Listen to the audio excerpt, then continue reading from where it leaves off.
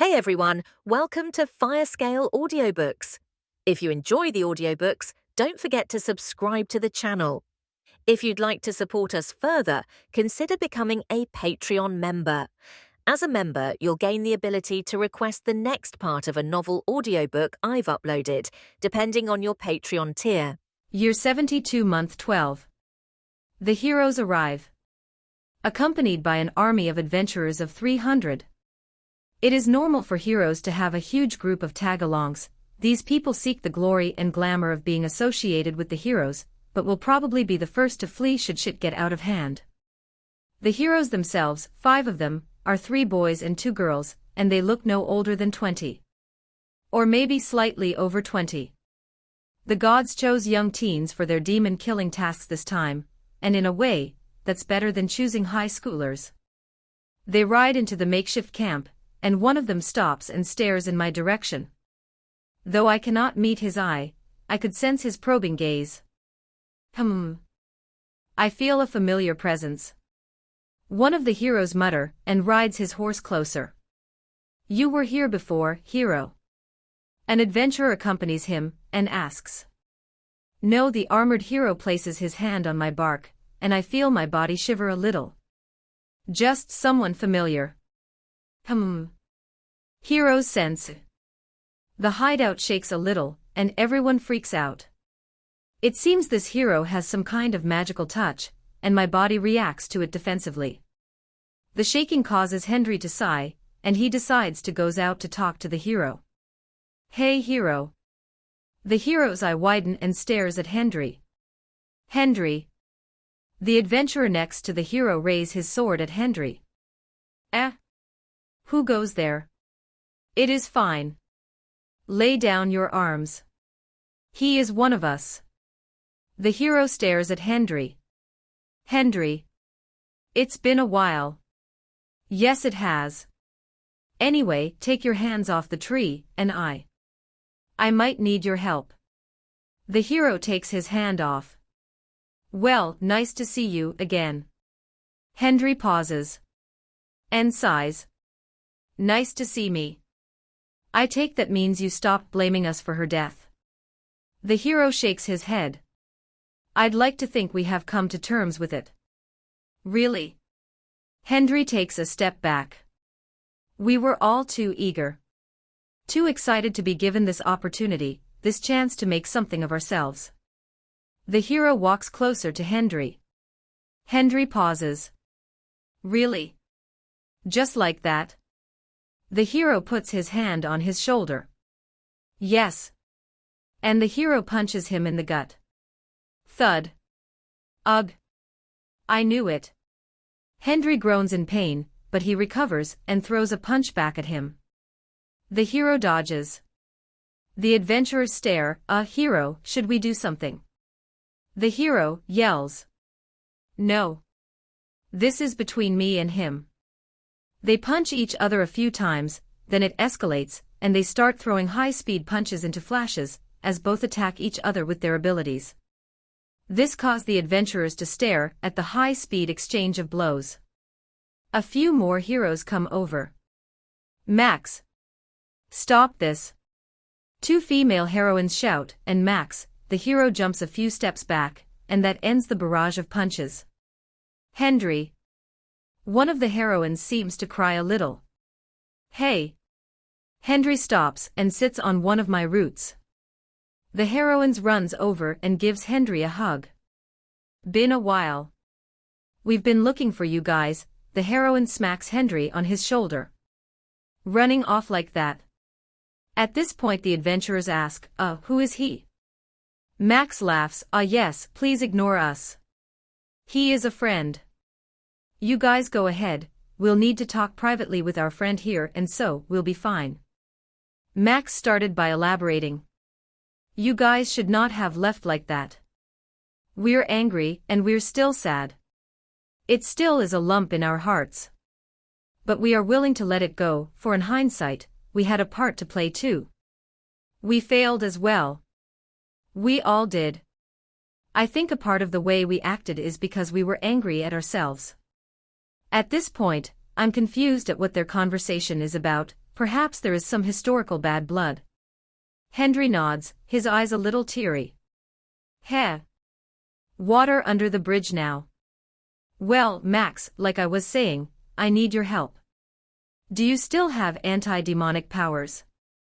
Max thinks for a while, huh? I still do, why? Alexis, right on cue, comes out with Mila. She's asleep and supported by Alexis's levitation. It's actually for Mila. She's received some kind of demonic rot, or maybe demonic poison. She's weak and battling that demonic rot internally, and currently supported by a whole lot of healing magic. It seems to be some kind of magic meant for us. The heroes gasp. Mila, Max runs over, looks at her, and holds her hand. He then proceeds to use some kind of magical ability on her, then their two bodies start to glow faintly. The hero chants and mumbles a little, his palm glows like a monk trying to use some kind of mantra. Divine touch. The ability causes Mila's body to glow in a faint light. I can't remove it completely. It contains a strong taint of the Demon King. You are right. This is made to kill us, and this makes this Demon King more dangerous than ever. He sighs, and everyone else follows. Alexis holds Mila's hand, who's gradually opening her eyes. But I can suppress and weaken the effect of the Demon King's poison, such that it will stop hurting her. Thank you. Mila opens her eyes and speaks. Max smiles. Nice to see you too, Mila. Reincarnators. These adventurers are reincarnators as well. Now that they are right next to me, I feel strange. Are these people from Earth too? The kids, those few when I came so many years ago, they have all died. These people, a similar fate probably awaits them. What should I do? Should I reveal myself as a reincarnator? But what good does that do, other than unnecessarily involving myself in the demon war? There is also the question about the fires of Baal, that I had before, and how I can recover from it, yet Mila fails to. Why? Is it because the fires are just generic Demon King fires, whereas Mila's demon rot is a customized superweapon for reincarnators? I have no answer to that, unfortunately. At this point, I decide to wait and see. I mentally ping Alexis. So may I ask what is happening? Are you going to leave with them? Right now there's still 3 of us that is out there looking for a cure. 3 of us out there. Or maybe there is no cure, and only killing the Demon King will wipe away all traces of it. Oh, anyway, I think Mila's in no condition to fight yet. Her demonic rot is still present but now weakened by a counteracting holy power that Max has, but until we know what that means in combat, we do not want to risk it. Mila's body seems to be fine, with no observable negative effects so far, but I think there is a high chance that whatever Demon King magic it is, it will probably interfere with our divine gifts. So attempting to assault the demons without being at full strength is folly, so we plan to stay back and attempt to regroup with our other 3 friends first. Alexis is a lot more technical when it comes to magic. Sorry, can you repeat that in simpler terms? So I think me and Mila will stay back. We will wait for the remaining 3, and then we will join up with Max and group. The fact that the Demon King has a special weapon designed for us is worrying. The next week. Year 72 month 12 week 2. News and reports of the demon champions come in. The heroes, adventurers and the soldiers move out towards the rift. Mila and Alexis remain. Alexis is playing the role of Mila observer, and monitors her body's condition. Mila would try use her abilities and they discover that with the demonic rot still present, her abilities are weakened by about 20% to 30%. Alexis's hypothesis is right after all. The camp is now a lot quieter, about 1,000 soldiers remain. These are the communication mages, the logistics coordinators, and just some guards to keep the stray demon hounds at bay. Year 72 month 12 week 4. The heroes defeat one of the champions. And then the next day, the camp is attacked. 6 large demons, part golem, part demon, lesser versions of the golem demon champion, accompanied by tens of thousands of the new rock hybrid hellhounds. The 6 demons, their bodies made of a mix of rock, lava, stone and flesh, their synchronized steps shake the ground. How did they appear so suddenly? 3 at the front, 3 at the back, they have the camp cornered on both sides, and their sudden appearance sends the camp into a panic. Mages quickly send out requests for help. But any request will be too late, reinforcements will take some time to get to us. Alexis and Mila look at each other. How'd they get behind us? In fact, that's on the mind of the 1,000 or so soldiers now trapped in the camp. But at this point, there are more urgent questions to be answered. The 2 demon forces march on the camp. Their footsteps cause the earth to rumble. How did all the shaking go unnoticed? I summon insect warriors. My insect warriors appear, crawling out of my branches. 3 of them, they will deal with the hellhound hybrids, and hopefully not die too easily. The humans scream when they see my giant insects, but did not attack it. I try to survey the field of demons. I need to save my super anti-demon root strike for the lesser champions. The guards try get ready as the demons close in. The mages in the camp blast magic spells at the golems, and the camp soon descends into a chaotic battlefield. The 6 giant demons are exceptionally resilient, enduring volleys of spells and weapons from the mages, and escaping with minor wounds and damage. Alexis and Mila both join the battle, using their special abilities to wipe through the hellhounds with ease. Once it get messy, Jura too joins in. But there are probably tens of thousands of them, even with Alexis's numerous AoE spells killing hundreds per shot. And it is from this battle I see the sheer OP-ness of these reincarnators. Alexis could blast waves and waves of magical explosions almost constantly. Mila, even with her weakened form, could swirl and twirl, and her slashes somehow go through all the monsters like they had absolutely no armor and is made of chiffon. It's rather ridiculous how they can sweep through hordes of demons like nothing. One large golem is destroyed, a point-blank fireball from Alexis destroys its body. One large golem passes me, and I take the chance to use my new super anti-demon root strike. It shoots out of the earth and slices the golem in half. Whoa, I felt a little pleased with myself. Alexis blows up another large golem. Throughout the camp, soldiers and mages battle with the hybrid hounds, and though they could beat them easily one-on-one, even one-on-two, the hounds have far larger numbers, easily 10 times the number. So mages and soldiers are dying. Even with Mila and Alexis providing tremendous support to the battlefield. Mila cuts down one of the large demons with some kind of flashy slashing move. My insect warriors seem to be perform as expected. They are able to take down about 20 or so hellhounds, before they get torn apart by the hounds. Alexis managed to blow up another golem. And another fireball from Alexis blows up the last golem. She really is the true MVP in this battle. We did it. Now, Alexis turned her attention to the regular hybrid hounds, and joins Mila and the soldiers in exterminating them. Then the earth shakes and sparks of lightning shoot out from the rubble of the destroyed giant demons. The lightning connects to all the other remains, and the remains of the destroyed golems float into the air and join together. Alexis sends a few fireballs instinctively, and it knocks some of the rocks off. But something is still pulling it together. The remains of all the fallen golems and hounds merge into a giant 6-story tall centipede made of earth, rock and stone, covered in sharp jagged rocks and stone throughout its body. In a way, it's part centipede, part porcupine. It then charges into the battlefield, crushing both allies and enemies alike in its charge. Once it loses momentum, it tunnels underground. Shit. Alexis and Mila run, waiting. It can appear anywhere. They look around but mostly at the ground, waiting. The earth shakes and it shoots out of the ground, killing more soldiers and also hounds. But the death of the hounds is beneficial to the giant rock centipede, as the debris and corpse of the fallen hounds would then merge into it. It's a scene reminiscent of giant spice-producing sandworms. Yet, it does not approach me. In fact, the moment it heads underground, I know exactly where it is, and it seems that my roots create a kind of hard rock that it is unable to tunnel into. I could sense it, tunneling from one side to another, trying to get through the wall. My roots is able to detect its motion and predict it. And I think I can beat it. I instinctively seem to realize that my root strike is more powerful underground.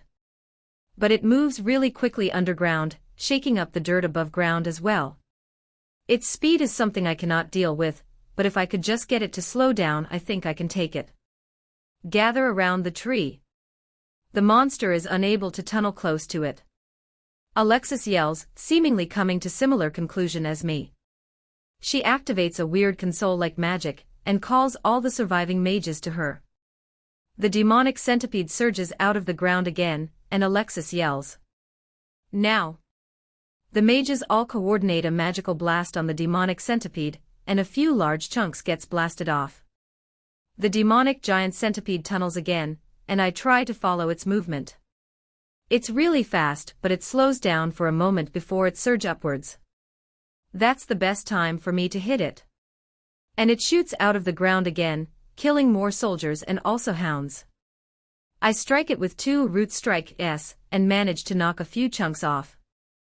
The centipede regenerates from our attacks. Rocks that we knock off would get pulled back, but I could feel that its magical energy balance dwindles each time. Defeating it means getting its magical power down to 0 by blasting its chunks off.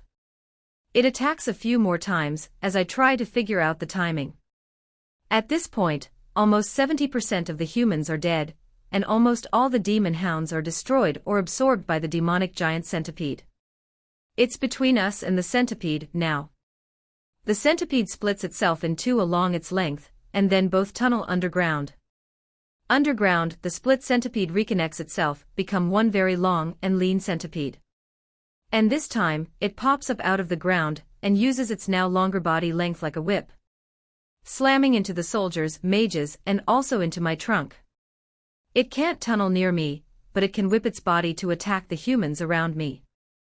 I feel my trunk shake when the body of the centipede slams into me, and some of the mages quickly let out a blast, once again knocking some of the rocks off this demonic rock centipede. It pulls back, curling itself like a snake, and using its longer body as a spring to attack the mages and soldiers. Grand Fireball. Alexis activates her signature superpower, a blue fireball, and it blasts right into the demonic centipede. It breaks and burns from the fire, but the momentum of the centipede's attack still pushes through, and stabs Alexis right in the chest, and pushes her back, slamming into my trunk. Arghar! Alexis screams in pain as her body is stabbed by multiple sharp rocks.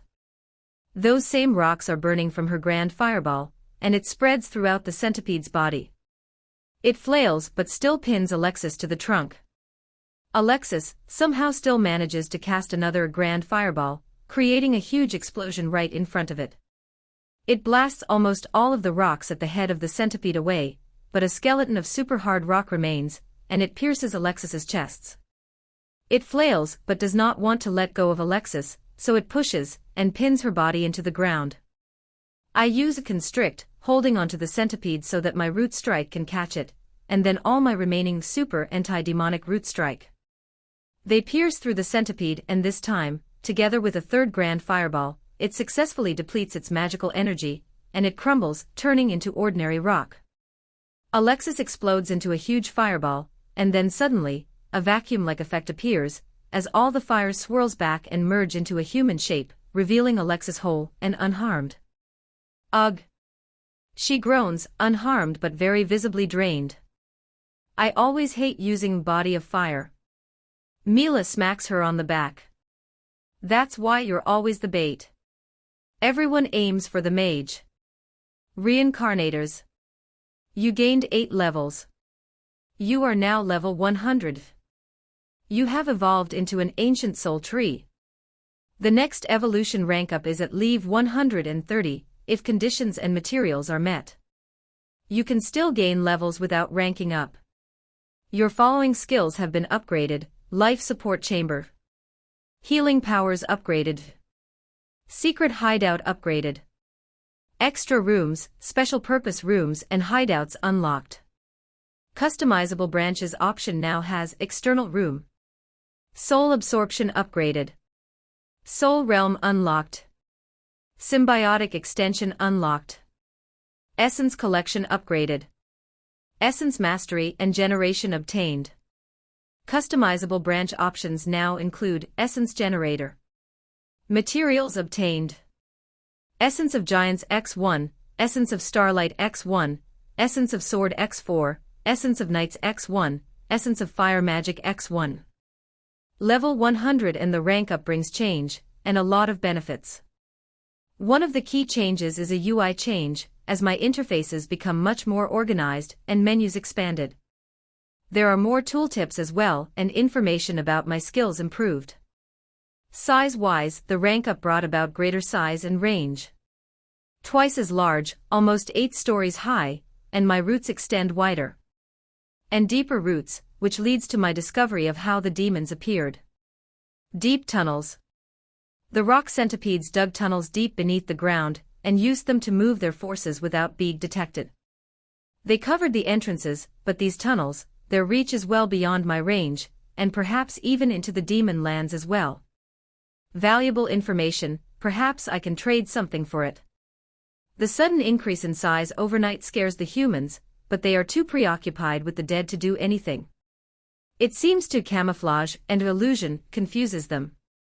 With this new size, I have 8 large branches, and the new skills allows me to set some of them as an essence generator, creating essences of the moon, the sun, and nature. These can later be used as part of the forming process of the items and things I want to create as weapons.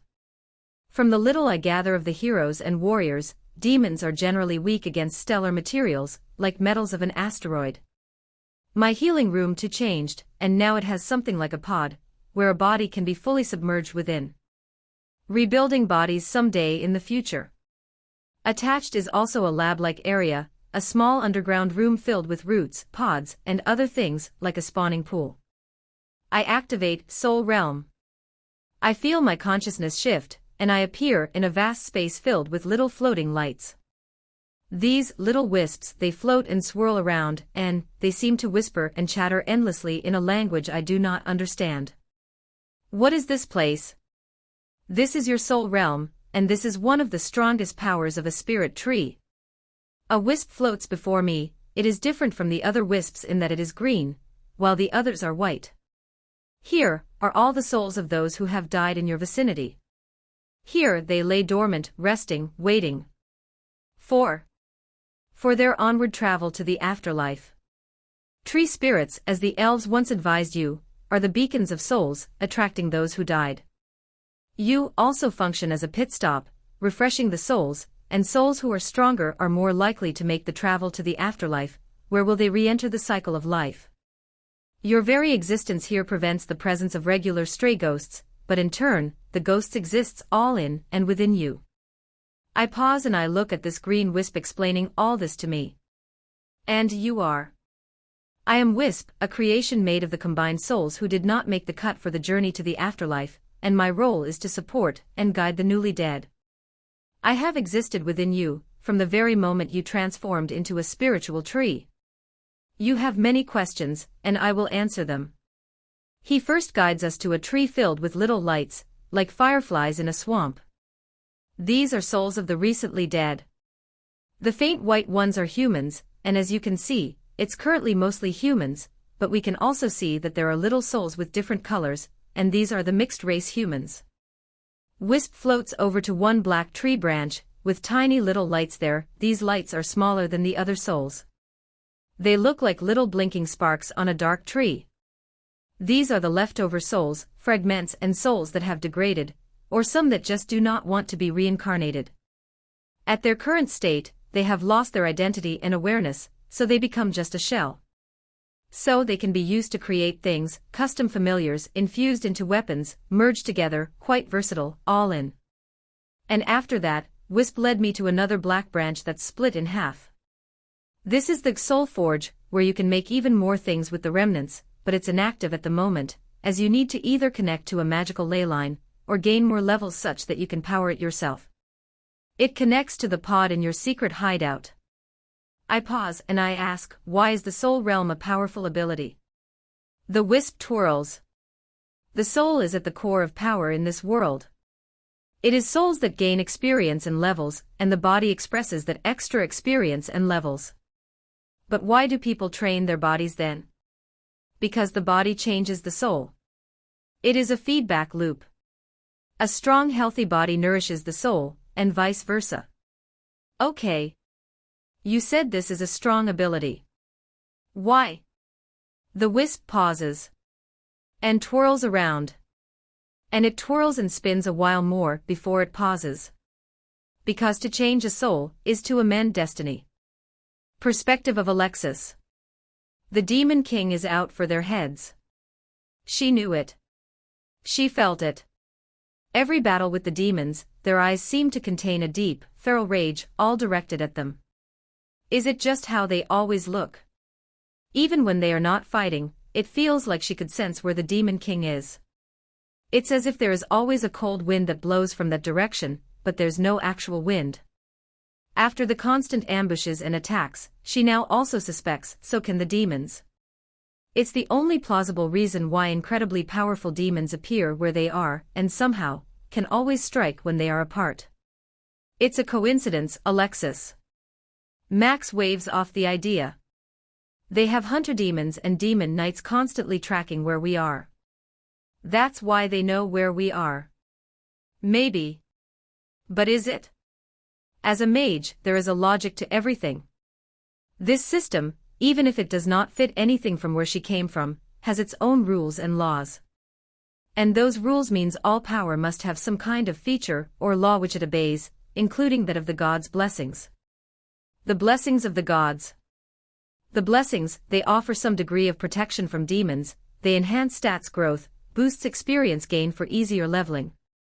These are common knowledge, that heroes get perks like this, to make it easier to defeat the Demon King.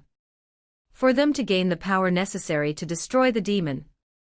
Lately, she had occasional moments of clarity, and she now suspects the blessings do more than they say they do. Her friends, those who came together with them. They all were headed for a cafe when the truck lost control, and the huge container came undone, and slammed into all of them. Their friends. After a brief meeting with the gods, they all woke up in this world, and her friends, herself even, went all in on this divine quest to slay the demon. Heroes, her friends, and even herself. So engrossed with that goal. Such that all the death, pain, suffering, all just a side note. A number. The vast destruction around her, all they seem to do is enhance their resolve to destroy the Demon King. It's as if all of them heroes have been mentally altered, made immune to the destruction, and all that negative energy and emotions is funneled into achieving their goal of defeating the Demon King. Mila, even with her near death, went back to the battlefield happily, as if her brush with death never really mattered. Alexis did not realize this before, but lately, that brief clarity of mind. It's only when she reread her daily journal, that she realized her own strange mental processes, the strange way she is reacting to all these senseless death all these time. We're on the way back, Alexis. A communication mage walks up to her and passes the message. Alexis nods. The heroes, all of the summoned, they will converge soon, back here, at the tree. Alexis scribbles on her journal. For the moment, destroying the Demon King aligns to her and her group's interest. After all, they are hunted. That sense, that ominous feeling that the demons are coming, still permeates her. Wait. If her suspicions are true, the Demon King will look for them, even before they are ready. What would she do? What should they do? Can they keep running? She glances up and looks at the tree. It's larger, far larger now. And she feels safe. If they had to fight, this is the best place for it. If the plan is up to her, they would fall back and fight here. Still, can the demons find them? She sits and closes her eyes. Stilling her mind, she concentrates on her breathing, the prickling senses on her skin, the beating of her heart. And she searches for a subtle signal, a presence of their own. Are they leaking some signals behind? Are they, like a nuclear bomb, leaking radiation which the demons can pick up? If the gods had a hand in this, where would they do it? If they could hide their presence, maybe, just maybe, they could deal a surprise attack. Alexis, are you busy? Mila asks. She looks like Ran. Ah. Alexis snaps out of her concentration. Ah. Yes. I would like some time. Mila nods. Oh. Okay.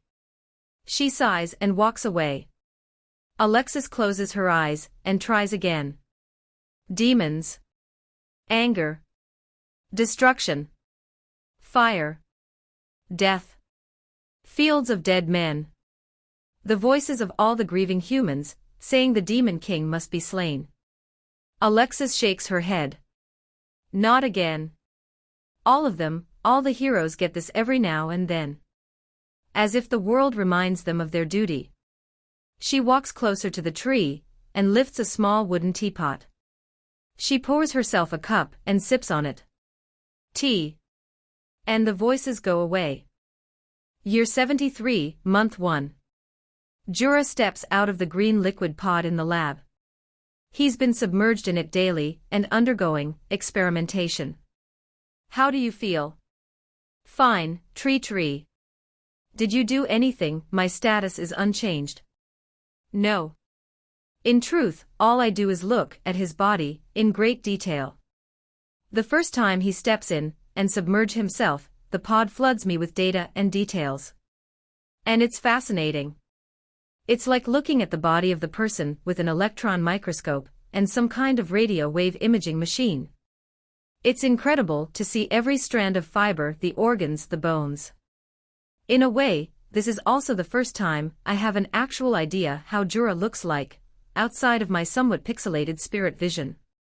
The details, the effects of all the parts on his body, and how it influences his fighting abilities and magic. Another thing I spend a lot of time on his soul, and how it interacts with his body.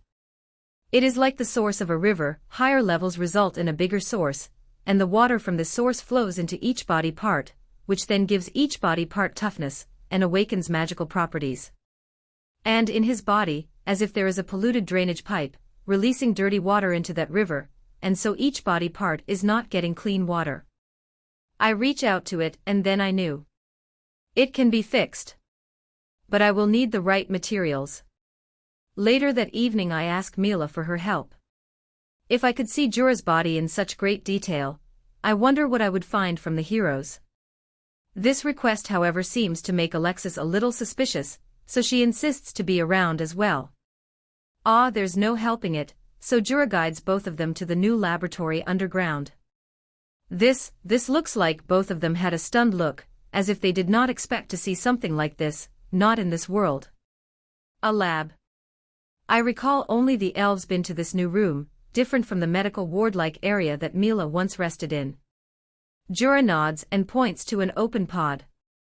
Please, if you don't mind. Mila glances at Alexis, but then, okay. Jura smiles and then leaves the two heroes alone. Mila undresses and then steps into the warm green liquid, and then the pod slowly closes in. Alexis stares on, cautious, but she looks like she is thinking. And a torrent of data washes over me, and it stuns me for a moment. How long will this take? Alexis asks. About 2 hours. I snap out of my shock and start my investigation into Mila's body, wondering what makes her tick. First, physique. Her body starts as that of a normal human, but as she gains levels, her body changes with it. Already I could tell she is about 3 to 4 times physically stronger than Jura, before any magic spells that would further push her into crazy strong territory. Her skeletal structure tougher than steel. It's as if she has an adamantite frame, and her muscles all store tremendous amounts of physical energy. Then, the soul. Her soul is like a massive spring, with the 2 waterfalls from the ether pouring even more water into that lake, and it flows downwards like a raging river. Yet, it is not fully clear. Right next to that spring, a small whirlpool, sucking some water away. It is now barricaded with some kind of energy, so only a small portion water is drained away by that whirlpool. This is taking too long. Alexis mumbles and uses some kind of magic. Is she all right? Yes.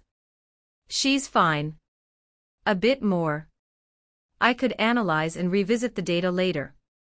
I reach out to sense that black whirlpool, and I feel an ominous presence. Demonic. It attempts to burn me. Ugh. I investigate the waterfalls instead, and I sense a kind of unknown power, perhaps divine. Or is it astral? These reincarnators, their souls must have been modified by the gods that summoned them here. Their size and capacity far exceeds that of a normal human, if compared to Jura. But I would need more samples. Alexis looks nervous, she does not seem to like seeing Mila in the pod. Ah. I am done. The pod's doors opens like a reverse Venus flytrap and Mila's eyes open. Alexis immediately grabs her. Are you okay? Mila rubs her eyes a while and say, I feel pretty nice, actually. It's like a massage. Secret hideout biolab upgraded. Oh. Really? Yeah. I do. You should try it. Alexis shakes her head. Never mind. Why are you worried? The tree saved my life, if it wants us to just dip into a pool. No, Alexis turns. If we are done, let's go out. The two reincarnators leave, and I then telepathically reach out to Laufen, for her turn to dip into the pod. And then I task Jura with a request. Capture a demon hound. Capture? Yes. I want it. Alive. Really? Its teeth can chew through any rope or net we have. And a net appears next to him. Woven from my bark and fiber. Should last a bit. Use this as well. I hand him a wooden container containing paralyzing sap. Jura nods and set out. Around this time, some message spells bounce back and forth between the heroes, and both Alexis and Mila leave, together with the remaining army. It seems one of the nearby cities are under attack from a demonic army, so the rest of the heroes change their plans and head straight there instead. And this is great, because the elves finally get to have their space again. Year 73 month 1 week 3. Jura finally caught one. It's tough trying to find a hellhound that is in a manageable small pack, but he got it. The hellhound lost 4 limbs, but is still barely alive. So, what do I do with it? Jura looks at me quizzically. Bring it down into the lab. Jura pauses. Inside. Yes. He gulps but carries it in. The rest of the elves look curiously, Laufen, Emile and Belle all ready for battle, just in case the hound tries something funny. And Jura throws the hellhound into the pod. My branches and roots, they move to wrap and attach itself to the paralyzed hound, and its struggling stops. One of the roots administer a dose of sedation, knocking it out. Then, I peer into its body. The body of a hybrid hellhound. The first thing that I notice is the unusual nature of its body. A mix of normal flesh, but with a smattering of earth. It's made of a layer of flesh, mixed with a latticework of interconnected rocks, and this mixture is present throughout its body. Some parts, near its skull and its teeth, the rocks are much more present, and the type of rock appears to be some kind of compressed stone, that is magically augmented. A thick layer of sap coats its major vessel, and this is how the paralyzing sap disables this hound. Then, the soul. If the magic from Jura's soul is that of a water tap, and Mila's mana is a fire hose, this hellhound would be best described as a dried watering hole. Parched dry, its body devoid of the natural mana. Instead, there is a small red fire that hovers right above where the spring would be, and it emits a kind of heat that powers all the magical augmentation throughout its body. As I reach out to touch it. Demon. A pushback from that tiny fire. Wall. I keep pushing. The wall bends, it's not strong enough to resist me. And for a moment, I see a glimpse of a faraway place. A red planet, a surface filled with fire and brimstone, a large glowing red stone. And then the fire disappears. At that moment, any sign of life in the hound disappears, it's like somebody pressed an off button. Yet the hound is still there, as if it's turned off, its body is floating, its 4 limbs still severed. You gained a level. You are now level 101. Secret Hideout Biolab upgraded. Additional pods now available. 2 additional pods pop up next to the one with the floating hound. It's dead. Yet its body remain, perhaps the pod interferes with its natural decay into mana. Jura steps in, wondering what is the sound he heard. It's actually the 2 new pods that popped out. It's fine. The hound's dead. Huh. Anyway, good that you are here. Dip in. Jura pauses. Okay. 2 days later, a horde of hellhounds appear, together with about 50 or so larger demons. Their target is not me. But based on the strength of these demons shown to me so far, I can defeat this horde. And so I did. A mix of a root surge, super anti-demon root strike, and a root strike, and Jura to participate in the battle. A few of the demons survive, and Jura assists to capture them for my experiments. Year 73 month to week 1. Rajiv Nung has died. You gain 3 levels, you are now level 104. Obtain skill, Lesser Holy Enchantment. Ha! He died. That's strange, he is with the heroes, I would have thought he should be quite safe. Must be a rather fierce battle. This actually also reminds me of the familiars I grant, and so I pull up a menu that shows all the granted familiars. And it seems I have been neglecting them, so I call Jura and Laufen over, and have both of them show me their familiar forms. A familiar allows access to the spells and abilities of that familiar, which is by and large based on their grantor. They've gained levels, Jura's familiar is level 30, and Laufen's familiar is level 13.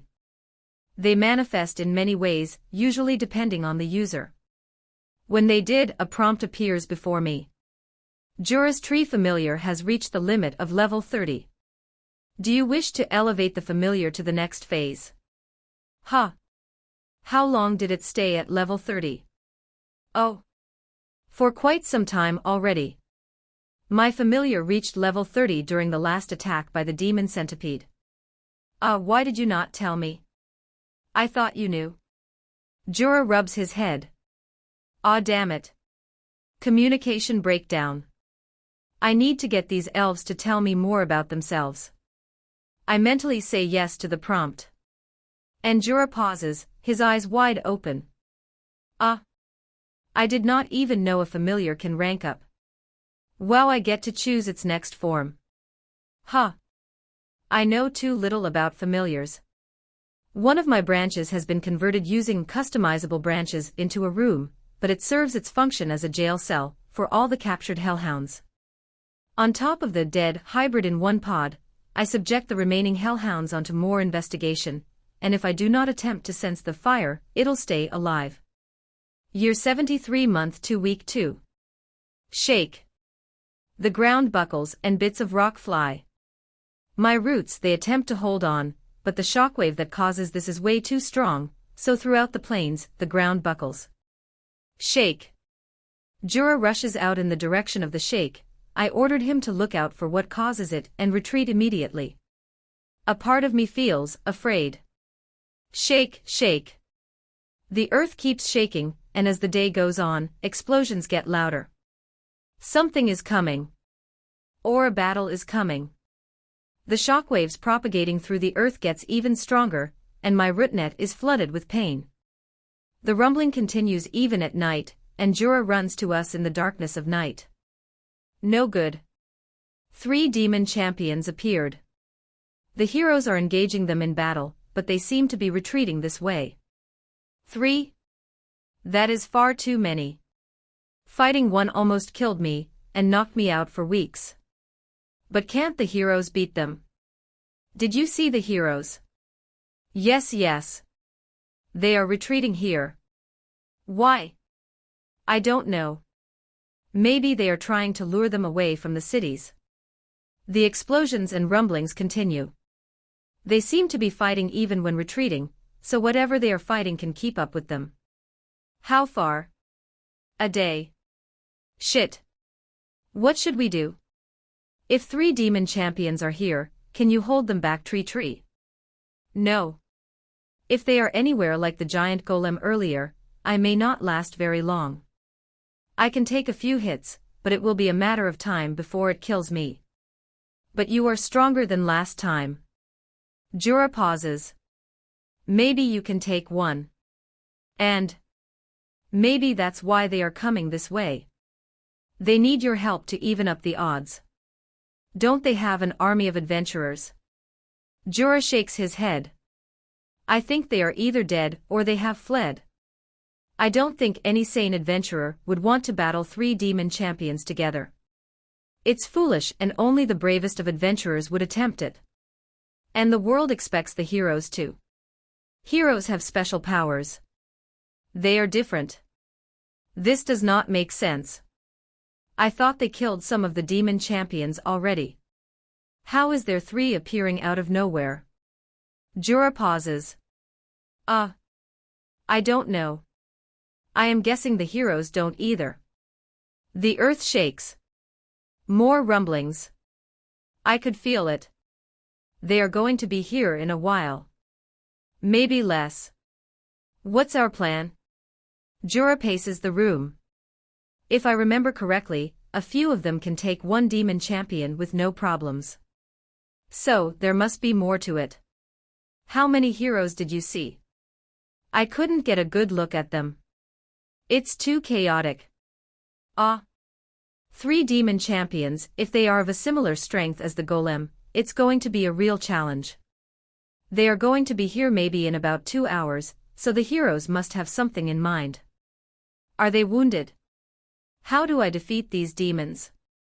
I look at the hounds in the lab, strapped to the pod. Jura, what's known to be effective against demons? I actually asked this before. I recall the answer that there are weapons created by the heroes that have special effectiveness against demons. There's also natural weapons like the usual holy magic, or star weapons like metal swords made from asteroids. Do demons have an off switch like the hounds? If I could extinguish the fire in their body, they would shut down. Okay, following that metaphor, if their source of power really is that fire, would water therefore destroy them? And so I test out on a hound, pouring my mana in through the connected roots. It enters its blank soul realm, and some of the mana evaporates in the process. Is it the heat of the soul? But after the initial evaporation, I could see the fire shrink, and eventually it's extinguished. It works, for one. But from this I realize it's slow, and not as effective as a simple strike. A strike would have destroyed that hound for far less mana. And if a demon champion is larger and more powerful, I would not be able to do it. The dead hound's body cracks, the rocks on its body falling off like it's shedding skin. And then, it convulses or vibrates.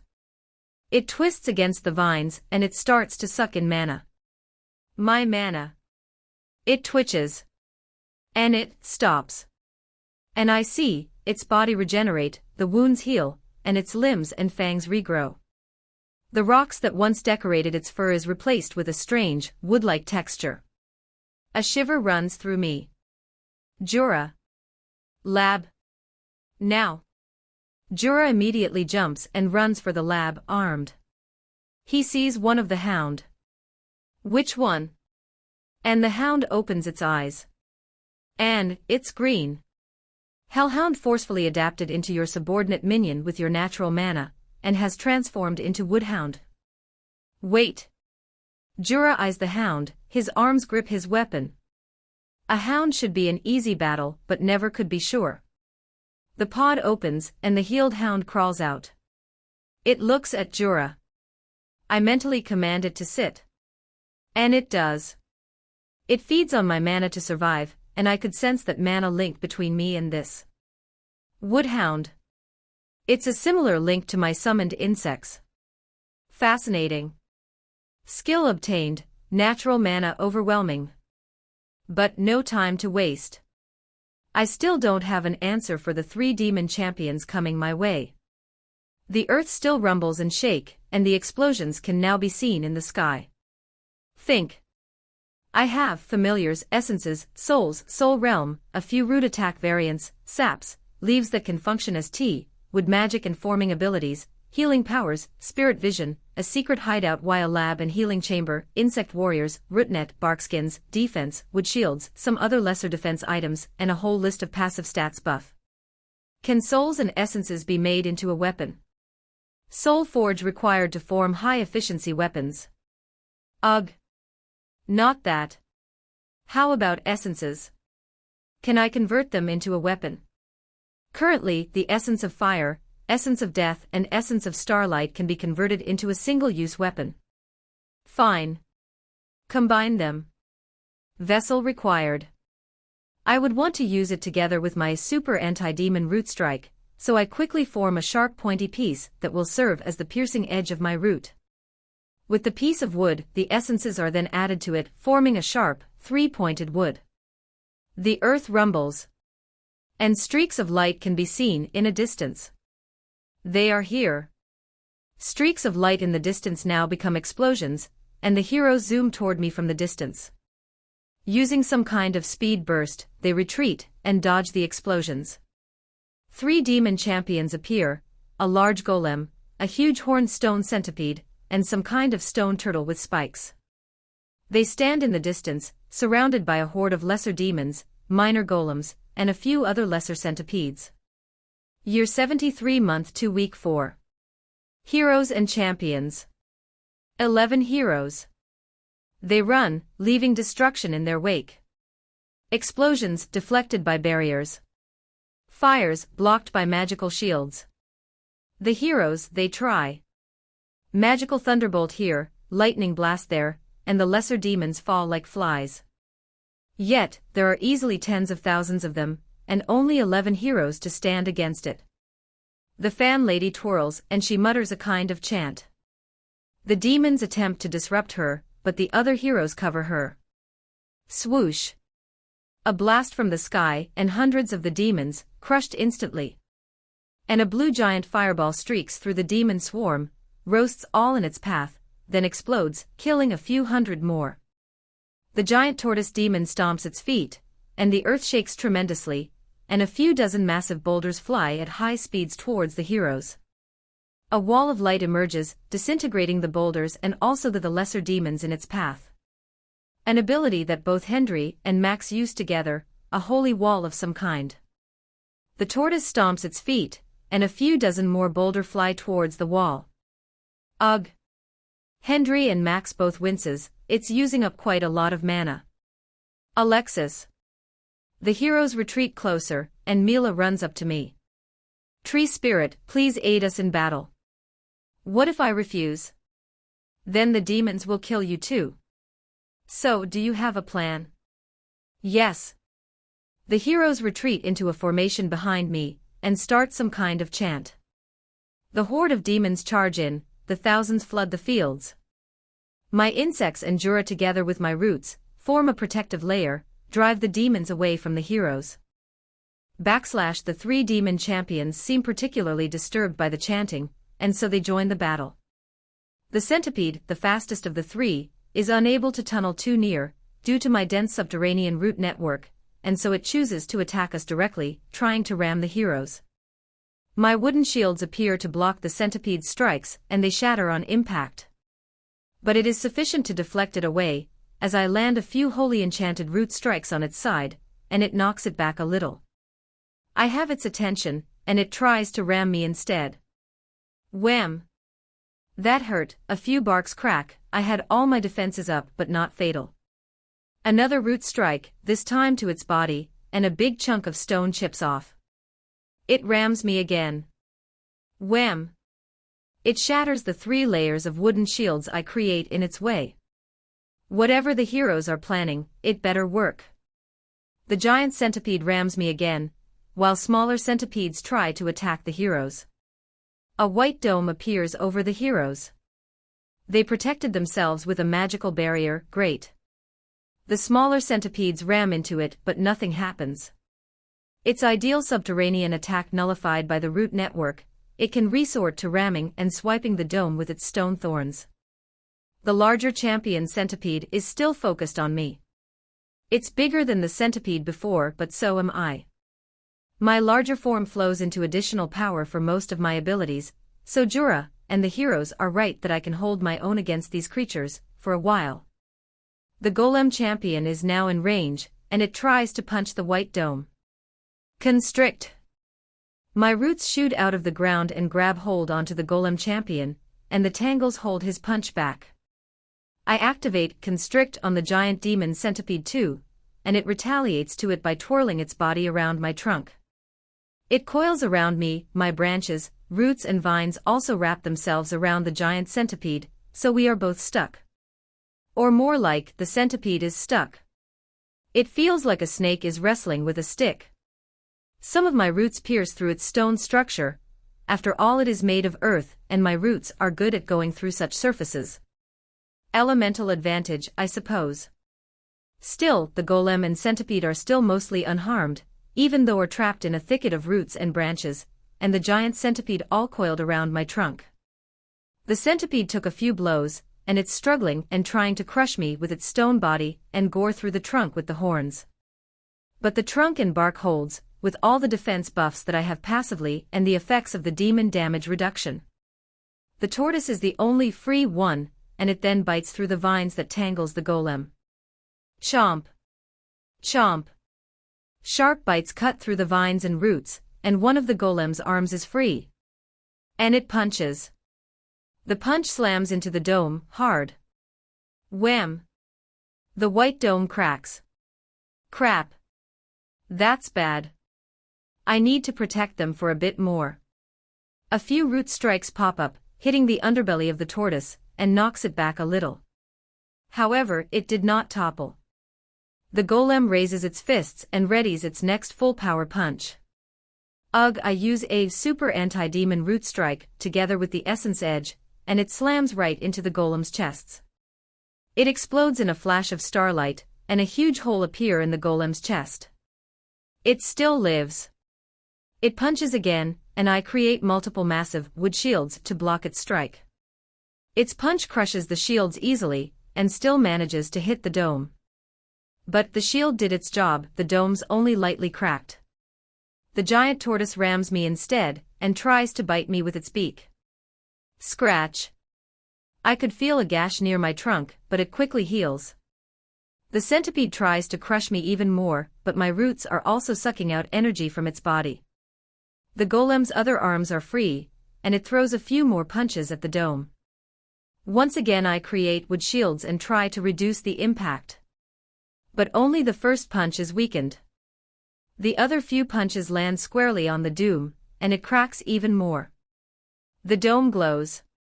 It seems I have done enough. Now the heroes need to show what their plan is. The dome pulses some more, then the glow becomes brighter. Then, whoosh! A blinding light. The dome explodes and a massive energy wave sweeps outwards like a nuclear shockwave. The wave disintegrates all the demons in its path, the lesser demons all vaporized, and in an instant, only demons surviving in the entire battlefield are the champions.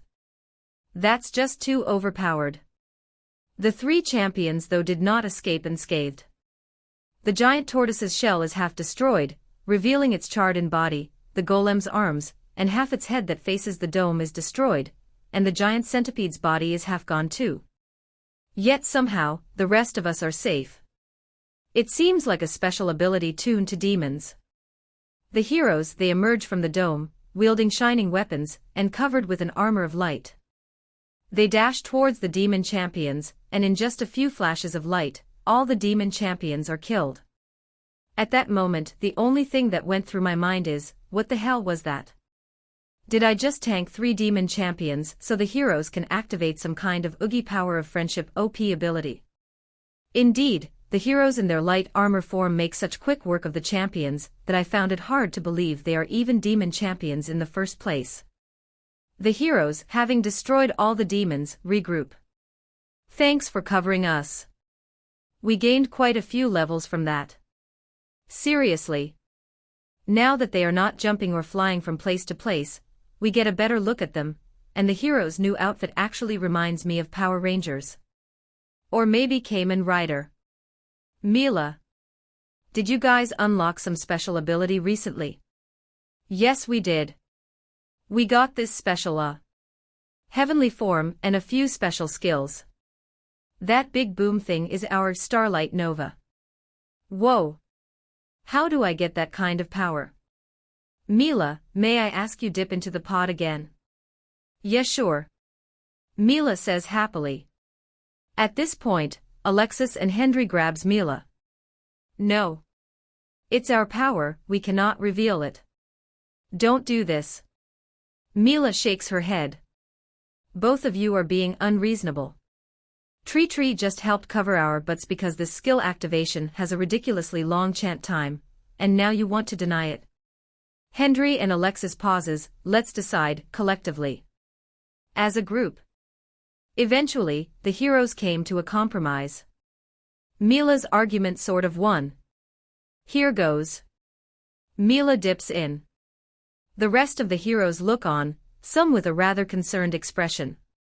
Alexis and the fan lady activate some kind of magical ability, and Mila glows somewhat. Insurance. Anything unnatural, we go in. The mage explains, and I deduce it's some kind of magical short-range teleportation ability. Max shakes his head, if this tree saved Mila's life, and Mila has done this before, I really do not see why such precautions are necessary. Hendry puts his hand on Max, yes. Yes, he did. But our gift, our burden must be carefully guarded, and not put under the knife, or risk getting stolen. Precautions are necessary. I sigh. These reincarnators are a pain, but whatever. I'm not stealing it. I'm just having a look at it. Mila shakes her head. You guys, stop being paranoid. I want to do this, and we voted. I'll be fine. I can dip in a pool. One of the heroes poke in. I don't see the issue too. Our ability comes from the gods, and I highly doubt it can be easily stolen or copied or whatever. Just because you can see the schematics does not mean you have the tools and materials to create a machine. Well, he has a very good point. Mila's fully submerged, and the roots and vines attach itself to her. And I could sense the data flowing into me, so I start to peek into her body. What is most immediately obvious is that the two waterfalls from the ether that once pour normal clear water into the lake of her soul is now pouring a sparkly liquid, and it sparkles with starlight. I think this is what they refer to as star mana. The black whirlpool also disappeared, and so the water that flows down into the rest of her body is strong, thick like that of a raging river. That starlight water pours and feeds every part of her body, and enhances her body's strength even more than before. It's kinda like those athletes taking performance-enhancing drugs, really, only the change in muscle strength and texture is permanent. The star mana is the fuel that powers their tremendous destructive ability, and their exceptionally large and powerful soul is the engine, and the body is the vehicle. Comparing Jura, Lofen to Mila, it is obvious to me that in everywhere, Mila's soul is just huge, and as a result, their displayed potential is just absurd. Is it done yet? Hendry asks, it's about an hour in. They seem really anxious, but perhaps they are unaware how long medical procedures actually take. But I think it's enough for me to gather all the data I need. Yes. The hatch opens and Mila steps out. She shakes her body a bit and yawns. That was a very pleasant nap. I felt like your healing energies were all inside me. Mila laughs and she looks at her worried teammates, see.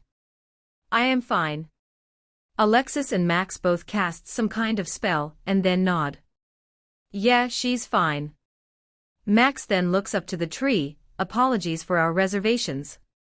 Hope you keep whatever you discovered a secret. Honestly, all I discovered is your souls are exceptionally large, you have huge amounts of star mana pouring into your body, and the huge natural mana from your soul, and the star mana changes your body into anti-demon superhumans. All the heroes pause. Really, that's it? Star mana? Alexis pauses and then she blinks. That makes sense. What? The others turn and look at Alexis, the group's wizard. I mean, it explains why we have such success against demons. Star mana is rare, known to be naturally effective against demons who are extraterrestrial in nature, and yet our body overflows with it. It never occurred to me that the special mana that we all get access to is just star mana. It should have been obvious how our recent abilities have star-like names. Alexis then sits in one of the many root benches in the lab. Did you see our gifts? I can't identify which one is a gift without comparing to another body. It's from your differences that I know what is what, else I have to assume all that is the same is the norm for everyone. That is true. You need a control or reference to interpret the results. Alexis rubs her chin. Alexis. Hendry walks over. Nothing. Alexis then walks out of the lab, and eventually all the heroes follow. Once they are out, I turn my attention towards digesting the new data I possess, now stored like a medical record. Indeed, I am not lying when I do not know where the divine gift is, and comparing two reincarnators with different gifts would be one of the easier ways to find them, since one would naturally expect different gifts to appear and manifest differently in one's soul. The heroes went back to their camp. Using some kind of magic, they create a magical transportable in that allows them to live in comfort, even whilst traveling. Such a magic would put hotels and inns everywhere out of business, but the hospitality business can count on their lucky stars, as such magic is so far exclusive to heroes. Later that night, Mila came over again. Hey Tree Spirit. I just want to apologize for my team's behavior. We tend to behave like that, it's all about us, and not anyone else. Everything just to further our own aims of beating the demons. If I could not, I would. On hindsight, the heroes are pretty asshole-ish. You saved my life, our lives, and helped us a lot. So I think we owe it to you, and I am really unhappy with what my team did. Even Hendry and Alexis are suspicious, and I don't know why. Mila pauses and sits on one of my many roots. Some of them are flat on top now, to serve as tables and benches. Can I make a deal with you? Once we beat the Demon King, I'll come back and help you, even if I am not as magically clever as Alexis. I'm not sure whether that sort of help is useful, but if I had to ask. Tree Spirit, do you have any requests? Except my familiar. I gain experience if they die, so in many ways that helps me.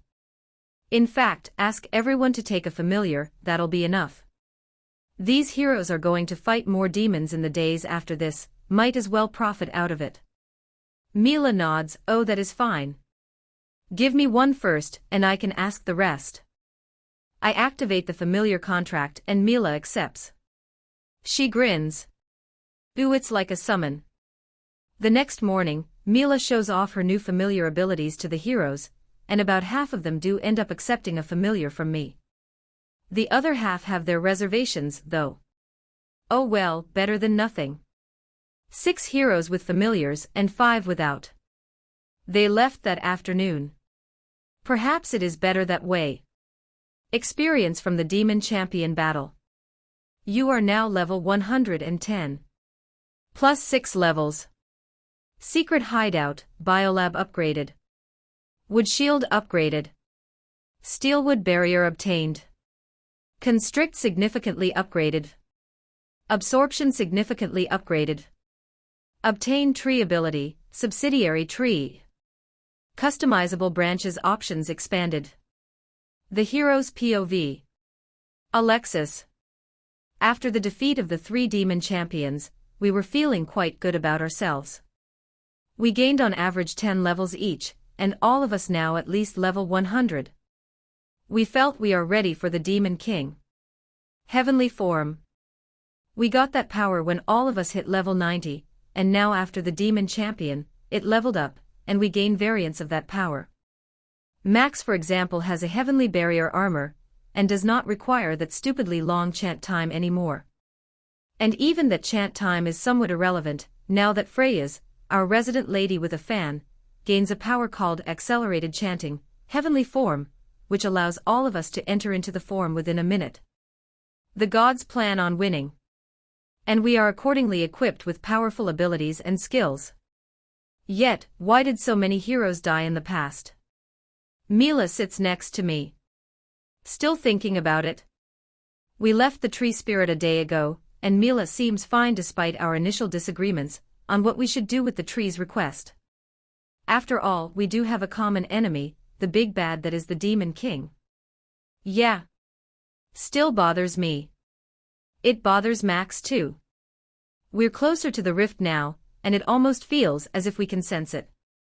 The next demon champion is last spotted guarding one of the rifts, and our goal is to destroy all the demon champions. Mila usually rides next to me. Maybe it's hidden in plain sight.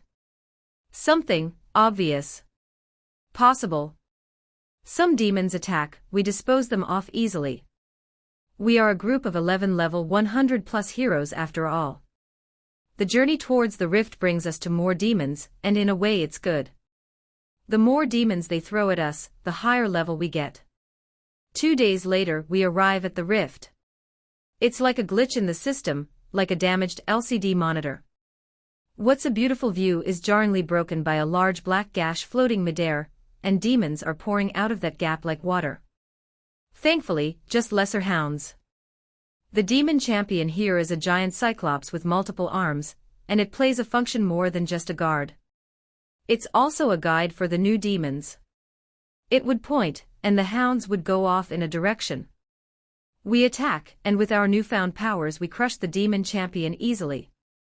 Max's Star Mana-powered Starlight Smite skill weakened it significantly in a single blow, and a few hits later it collapsed. The rest of the lesser hounds didn't last very long. A few AoE spells, and these fragile hounds die. The rift is still pouring demons out. Can we do something about it? Mila nods. I'll need help, but I think so. Mila starts dancing in a rhythmic fashion, and her body starts to glow in a myriad of colors. Mila. I sense the presence of her mana, that special mana, and something. I had a dream. She points both her swords at the rift, and 2 beams of light shoot out towards the rift. When I was in the pod, the light hits the rift, and it looks like the rift's energies start to battle the light. In the dream, I see a rift close when some heroes channel their power into it. The rest of us try, and indeed, together, our combined powers start to overwhelm the rift's energies, and it shrinks, and eventually vanishes in a spark of light. The deserted, destroyed valley suddenly becomes quiet and normal again. Demon King. A sensation in our body, like an ice cube just rolled down our back. We feel it, the Demon King. It's coming for us. All of us share a few glances. It's going to happen soon. How long, you think? I felt it again, that presence. I know it knows where we are. And I think I know where it is, too. Max and Henry both sit. I have a feeling, maybe 2 weeks. Strange, I had the same number in my head as well. We all can feel it. Strategy. Hit it with all we got. At range. It's going to come to us with everything it got, too. Then I suppose we should intercept it, take it off guard. I could do that. Indeed, for a long-range homing attack, I think I might have just the spell. It took a day's preparation, but we got into position. We could sense it, and if we can sense it, we can attack it. 11 of us concentrated our energies into a glowing white energy ball above us. This is our opening act. Neutron Comet, a large building-sized ball of light, containing our daily charged energy. It zooms towards the Demon King, flying at high speed, perhaps a few thousand miles per hour. The Demon King is far, perhaps 1,000 miles away, but this is tuned to that sense of him, and I believe I can hit it. Impact, and we could feel as if the air shakes a moment. And then, a retaliation. A wave of boulders fly towards us. We deflect them easily. Still, it shows we can hit each other, so we resume our daily comet. And the 2 weeks is over. Every day we attack with a comet, and it retaliates with the boulders. There are lesser demons too, but we crush them easily. And then, we have visual contact. The Demon King Andres takes the form of a large flying fortress with multiple spider-like legs, multiple tentacle-covered buildings as its body, and has multiple spires with eyes. It's as if a tentacle monster merged with a fortress to become this monstrosity. It's angry. And it attacks. Demon King Andres. It unleashes a wave of rocks at close range, and these rocks are magically enchanted with demonic energy. And its spires and eyes shoot beams of energy at us. This is it. Hendry puts up a magical barrier, and yet it cracks when the beams hit it. And we descend into battle. It's faster, stronger, and tougher. The heroes and Demon King is now in close battle, and the deserted valley is instantly filled with beams of light, flying rocks, and our countermagics. A jagged rock flies right past me. I duck. I felt a shiver. The jagged rock breaks up into a million tiny needle-like shrapnels next to me. Fire formed. My body of fire burns up the tiny rock needles. And a few other rocks that fly my way. The other heroes have their own ways of protecting themselves. Freya's with her wind magic is able to surround herself with a constant layer of magically enchanted high-speed winds that shred the needles. Help! I turn to look at our gunner. A massive tentacle is trying to crush him. Holy Thunderstrike, the thunder zaps the tentacle, paralyzing it for a split second, but enough to let him escape. Max's sword glows with holy magic, and he slashes the tentacle. It explodes and the Demon King's blood gets everywhere. I thought they normally look like demons. Well, that's what the record says. But this Demon King has been doing strange things from the start. It has elemental hybrids. Hendry creates a huge barrier, and we take this moment to enter our starlight armor form. The Demon King roars, its tentacles and legs flail repeatedly at the barrier. It cracks, and it cracks quickly. Will we make it? I wonder as we chant, the cracks appearing throughout the barrier. Hendry nods. A flash of light. The armor is done, and the barrier explodes, and a white flame burns the tentacles close to the barrier. But still, the Demon King looks relatively unharmed. The Demon King's spider legs stab Max in the stomach. Ugh! Max! Mila's light sword cuts the spider leg off, but a stab is a stab. He's hurt. Max's blood drips onto his sword, and he enters a frenzy. He climbs onto the Demon King's spider leg and rushes forward. We should get on the body. Good point. There might be a heart somewhere we can destroy. The fan lady calls the rest of us to her, and she sweeps a fan. And a tunnel of wind appears, carrying us to the body of the Demon King. The castle itself. And the fortress is like a Disneyland turned into a demonic playhouse. Tentacles everywhere, each house covered with eyes, and giant spiders roam the fortress. Should we just blow up this entire structure? We could. And we start attacking everything. The floor, the buildings, everything we see. The tentacles and giant spiders try to attack us, but it doesn't do much. We eventually bore a hole right into the fortress itself, and we found what we wanted. One of the many hearts of the Demon King. Max, in his fury, slashes it, and it blows up, and tons of its black blood splash everywhere. 1. An army of human-sized demon knight appears as we look for the next heart, easily 1,000 of them, accompanied by spiders. They are strong, but in our starlight form we crush them easily. We found the next heart in a tall spire, and it is our gunner who blows it up. The third heart is hidden in one of the many buildings. The fourth in a corrupted church and the fifth in a barracks. Each time, more and more demons try to stop us. How many hearts are there? 9. We found the sixth and seventh hidden in another set of buildings. The Demon King starts to lose ability to fly, and starts to crash onto the ground. More demon knights and demon champions try to stop us, but we destroy them easily. The eighth heart is in what looks like a market, and then, the ninth heart is in what appears to be a corrupted garden. That's it. At this point, we are all drenched in blood and whatever gunk the Demon King is made of. The fortress crashes onto the ground, yet the tentacles are still attacking us. But unlike before, their attack seems to be blind flailing. Then, the entire thing starts to shake. All the remnants of the Demon King's hearts start to float out of their remains to pool together into a black ball midair. Mila laughs. This is like a video game. It's not even its final form. The tentacles, the eyes, the legs, they all melt into a black liquid that merges with the black ball. We throw every ranged attack at it, and we manage to incinerate some of the black liquid away. And then, an eyeball appears on a black ball. An evil eye. The next form is a massive eye. And it lets out a wave ray of destruction. Max and Hendry join together to put up a barrier, but that ray destroys it instantly. And then starts to burn us. Unlike before, it's not a focus beam, but more of a shining light, and everything that is lit by that light burns. We attack it, and cuts appear in its body.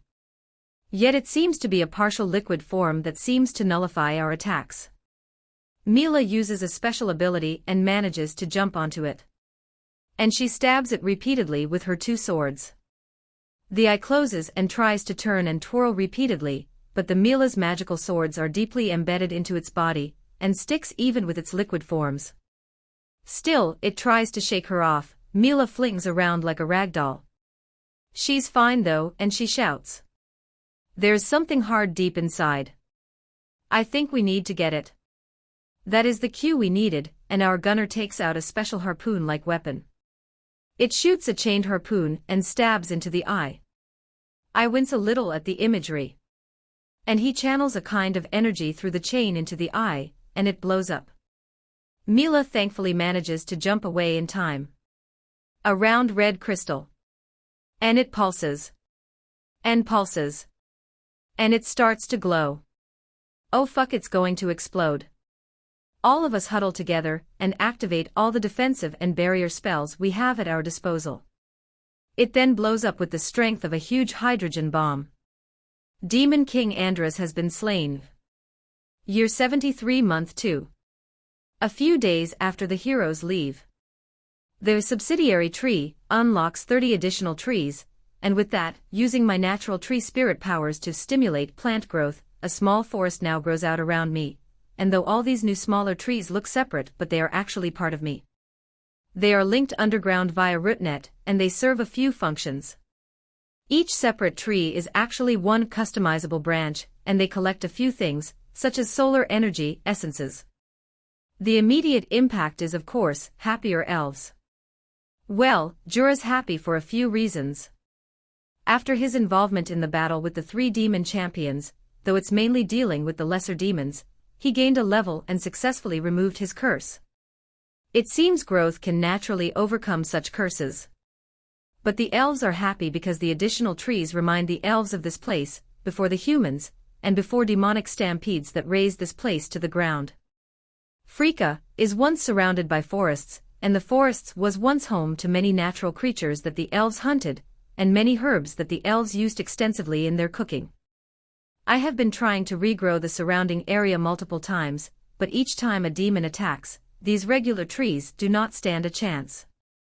These subsidiary trees, they inherit my resistances and defenses, and so, I think they will last a lot longer. The 30 extra trees form 2 circles around me, 6 in the inner circle, 24 on the outer circle. It feels like a wall. Jura looks around. It is meant to be a wall. Indeed, a layer of demon-resistant trees is my idea of defense. These trees, do they do something? Lawfen asks, and Lozon walks next to her. Looking at Lozon, Bristlock and Wallen, I decide to convert one of the inner trees into a playroom. The secret hideout did not have much space, given that it mostly living quarters, the food store, the lab and the medical area. Oh, and there is a small pool.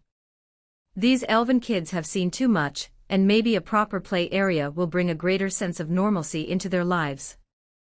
The playroom has a small wooden slide, a few different wooden toys, some racks and small chairs made using my wood-forming magic. Ah, children, what innocent souls. I wonder how a child's soul would look like, and Lozon is too small, so Bristlock volunteers for the dip.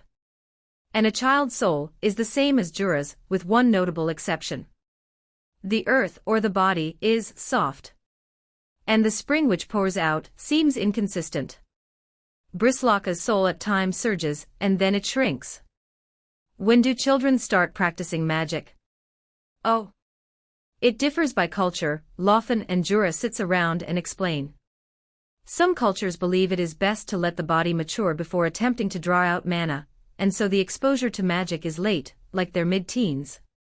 Some cultures believe it is better to be exposed early, and let mana flow more freely in the body. And different societies expose them differently. It's not as if there is one standard way of doing it, as the bodies of different people are very different. People may learn the same spell, but the body's elemental preference, stats can change how that translates.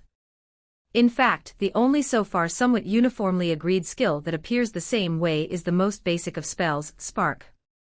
And from what I hear, that does not apply to heroes. I suppose the shape of body, the way that water flows from the soul to the body makes that difference. Wallen's next, and indeed, once he dips in, I get a notification. Obtained passive skill, soul grading. And indeed, it is a skill that sort the souls into general grades, and what I see is that both Wallen and Bristlock are graded as a range of rank 2 to 4, where Lofan, Emil, Bell is rank 3, Jura is rank 6. The grade range for the two children seems to imply that children's souls are still flexible and subject to influence. Actually, looking at all this I now wonder, what am I? I am a tree spirit, but I do have a soul, and I wonder whether it is possible to look at myself the way I peek into others. Nope. I can't see myself. Though I do have a wide array of menus and measurements. Oh well, maybe someday I will get some kind of reflection-ish ability. But menus are supposed to be a lot more accurate. After all, they quantify everything into a number or a status. But this recent experience does draw some limitations of menus.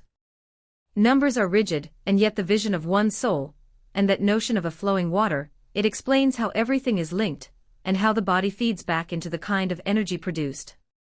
Anyway, back to the children, and my newfound tree mates.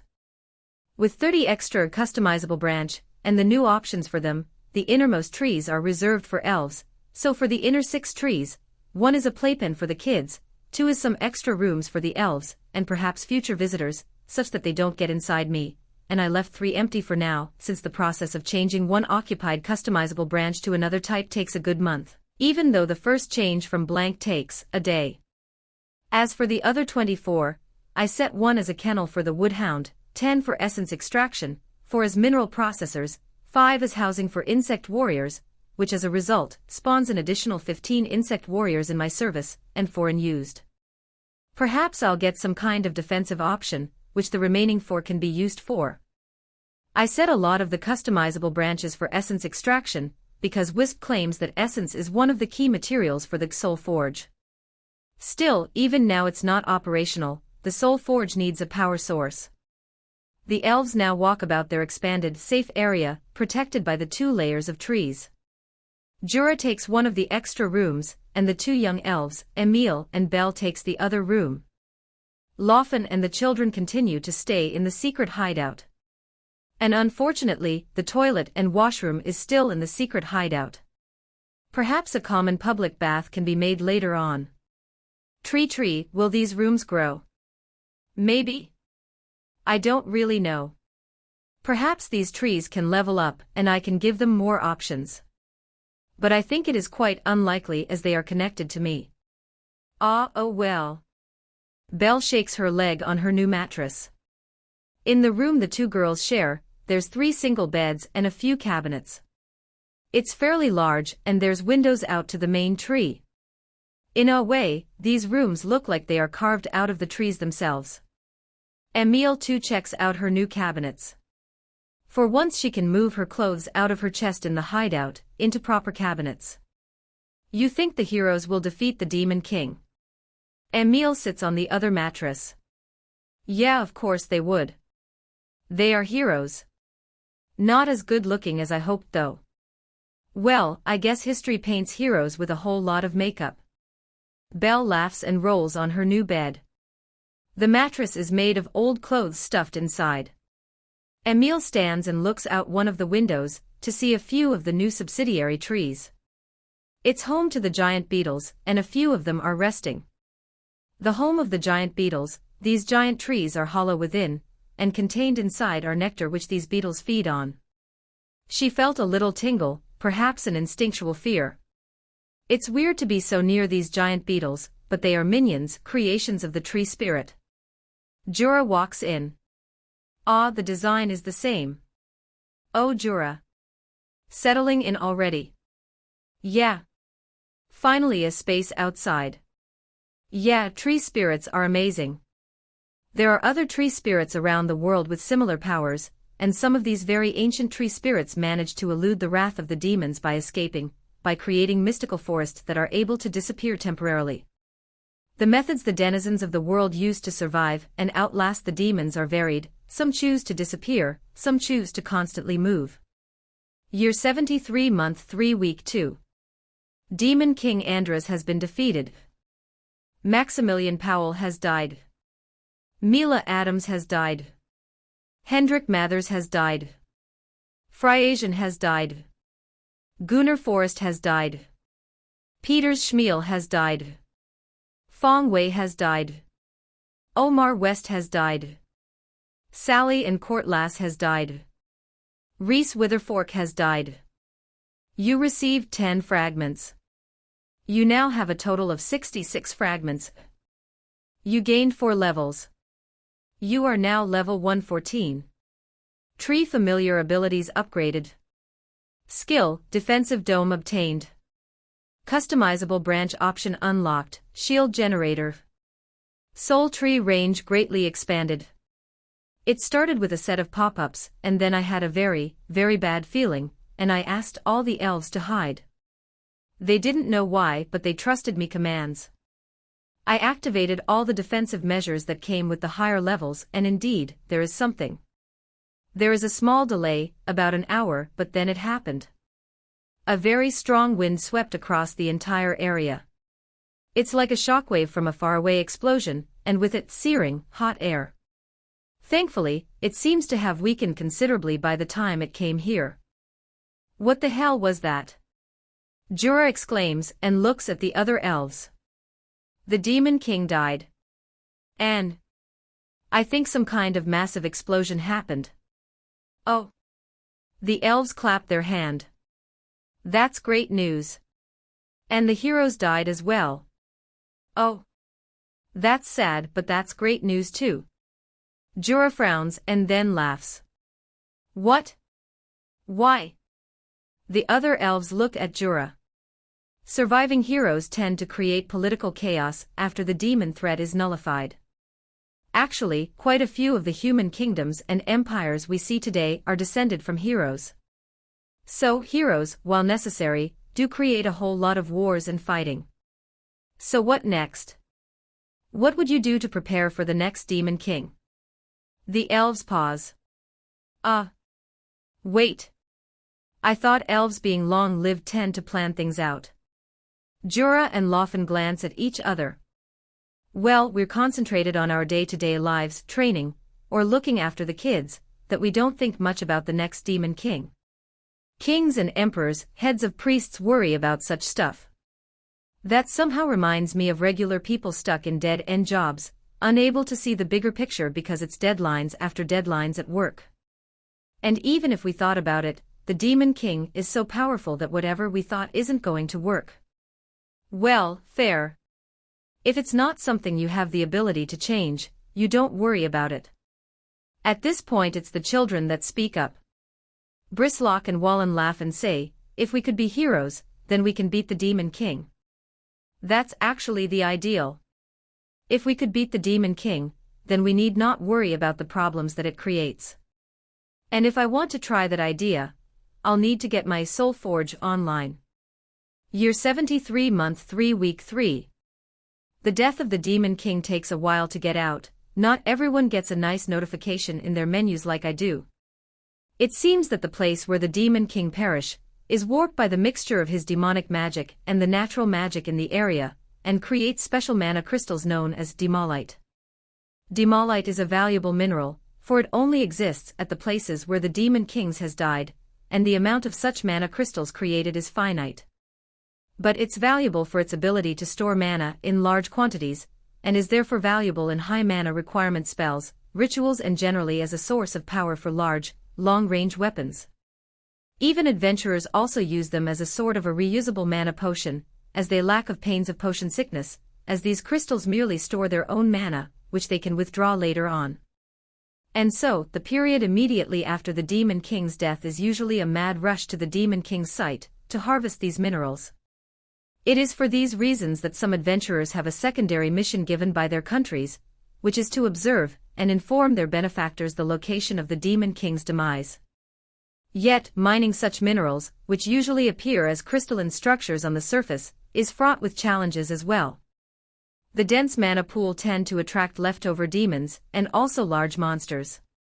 Demolite is valuable, but what gets kings and countries to send large armies to seize control of the area, is for a very rare thing. The last remains of the Demon King, is a small finger-sized horn, known as the Horn of Eternity. Ground into powder and consumed, it restores one's youth, extends one's life significantly, and depending on compatibility, gains access to a special type of magic, known as chaos magic. In an age where one's life is finite, agelessness and youth is very much desired. And we have our first human encounter again. Airship. Oh, a magical airship. It seems those exists in this world after all. It's a small one, and it zooms ahead quickly. At this point, Jura looks up. That airship. Huh? They belong to the Sulla kingdom that attacked us. Ah. That's a kingdom. I don't want to benefit from this entire adventure. But I can't attack it at range, my root strike doesn't fly so high. If only I have some kind of lasso, but I'll work on that next time. Perhaps flying insects too. But for now, I think my fruits can hit it, if I shoot them with it. Perhaps I can create explosive fruits next time, like explosive mangrove seeds. Maybe next time, this system has a way of creating things I think about somehow. I create a bunch of corrosive fruits, and right when it fly overhead, I unleash a huge barrage of them. They hit it underneath, and it shakes midair, and starts to crash. The airship shakes and somehow manages to perform a controlled landing, and about 6 men pop out. What the hell happened? One of them came out. He seems like a fairly experienced adventurer. We are attacked. Something hit us with these things. Another guy points at the remains of the corrosion fruits stuck at its bottom. The hull is riddled with holes. There's only that bunch of trees. Something is in there. Yeah. Let's go check it out. The 6 men draw their weapons and approach the outer trees. And as they come a bit closer, my roots pop out and wrap around their bodies like multiple pythons. They scream. But my roots and vines are able to hold back a demon champion. They struggle. Still, my beetles pop out and bite off their weapons. Weaponless and restrained by vines, I wonder what do I do with them? Kill them. At that point, I wonder whether are all men of the kingdom of Sulla the same. Maybe these men are unaware of the atrocities their fellow men committed. Tie them up and interrogate them. Find out what they want. I mentally speak to Jura. Jura takes a bit of my extra strong paralyzing sap and makes all but one of them drink it, and it causes the 5 men, who had a taste of the bitter sap, to shake and convulse like they are electrocuted.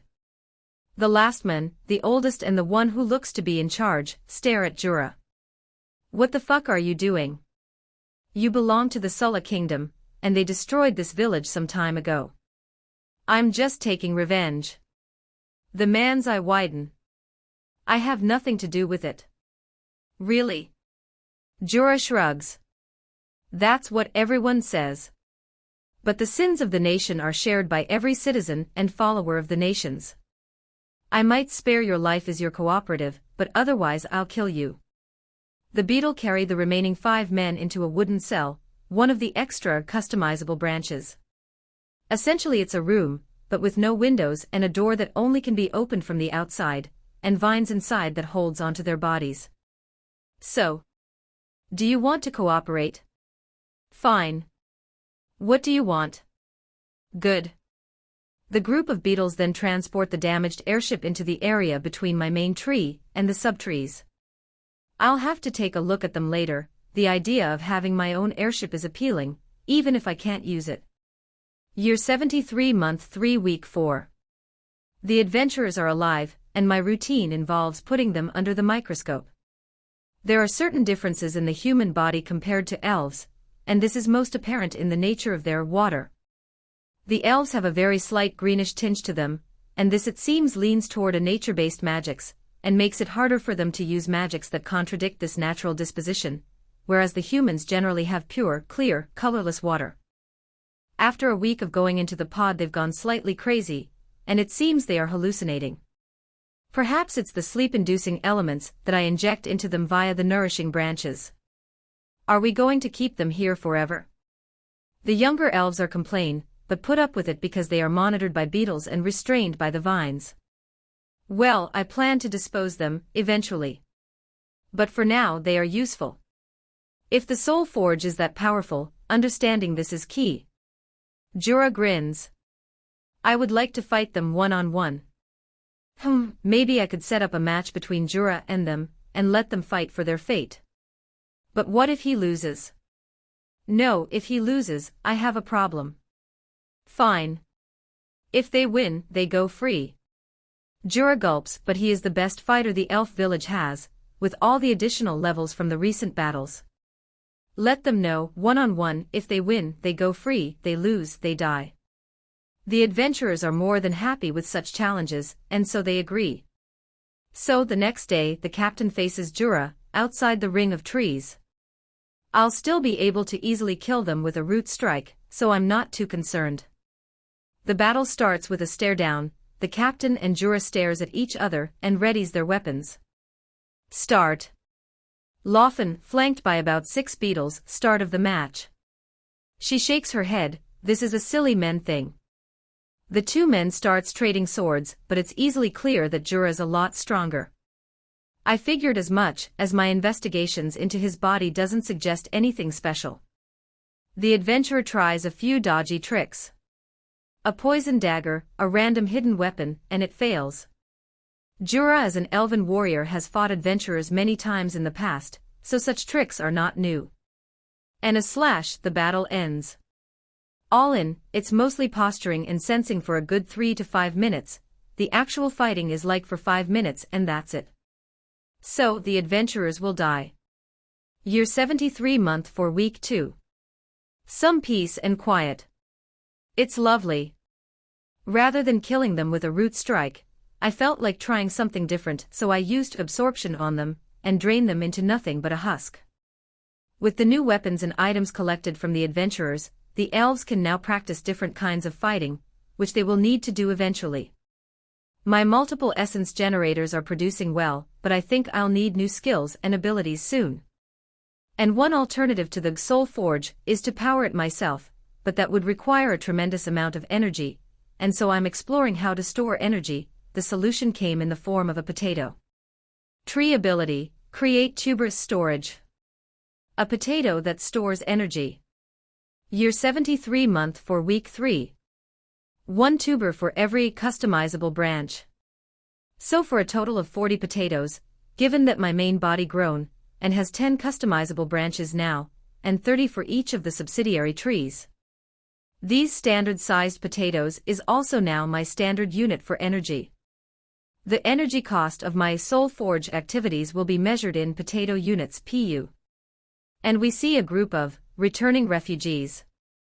Dislocated by the demonic invasion, these men and women seek to return to their old home, to rebuild, and to see what's left. Their expression a mix of fear, excitement, relief, and worry. To return, there is a lot to think about. They probably lost a lot to the demons, and yet they still want to return.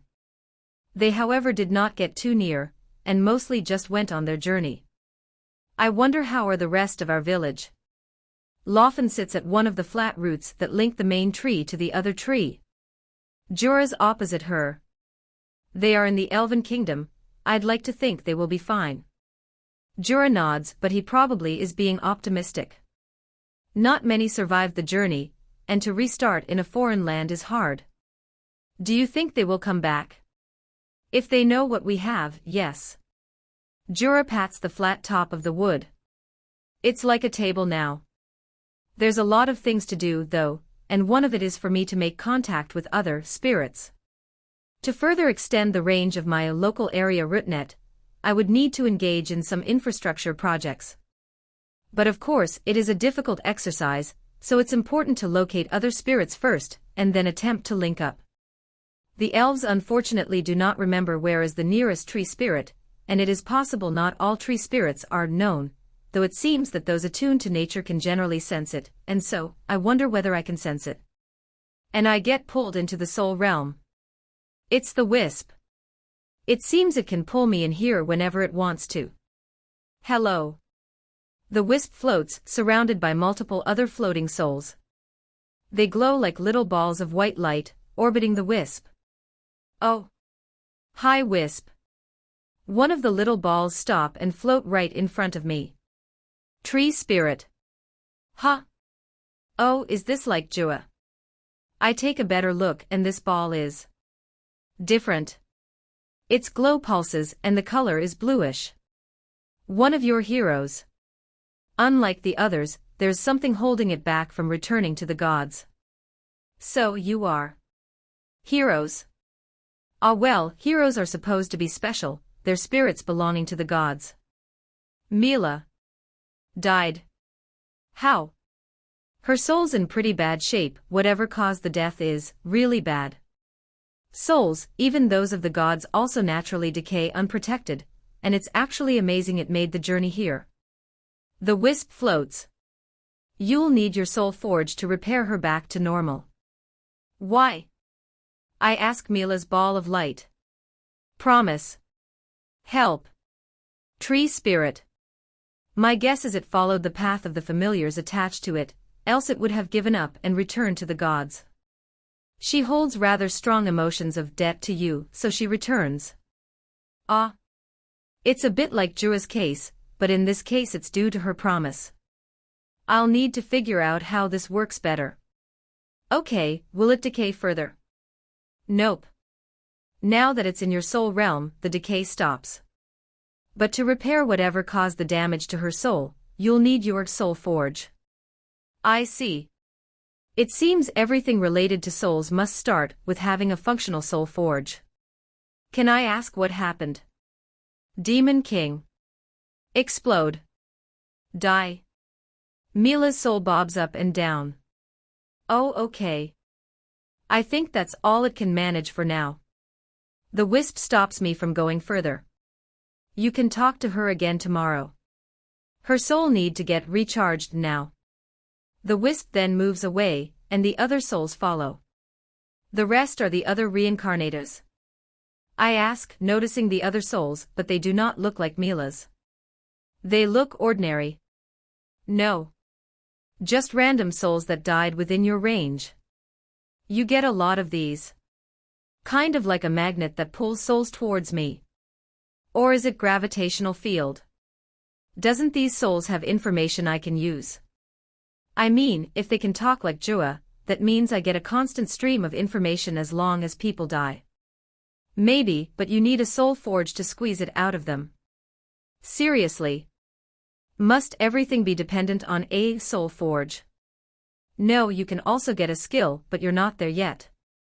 Spend more time in the soul realm, you might learn something. The wisp bobs and then whooshes off. Year 73 month for week 4. Refugees and adventurers. They have somewhat aligned interests. Refugees want to return to their old homes, while adventurers want to check out what's left behind. Perhaps from the many demon battles, those who perished leave valuable items behind, useless to demons, and they need the refugees' knowledge of their areas. Perhaps they are here to raid any abandoned castles or stuff. There are about 4 batches of refugee humans, and then one odd lizardman. Too bad the lizardman didn't get close. I would love to put him under the scope. And they mostly avoid me. It seems a gigantic tree surrounded by 2 rings of trees is scary. I did some thinking, and I came up with 3 threats which I need to prepare for. The first threat are the nearby kingdoms. Their adventurers and armies will seek to restore their rule over the land, and that will include coming back here and claiming this place. I will therefore need to prepare for an army, easily larger than before. And this will include their adventurers as well, that may see myself as a prize or a bounty. The second threat are the non-demon monsters. I had it easy with my various buffs against demons, but now that the demons are gone, we are back to the regular monsters.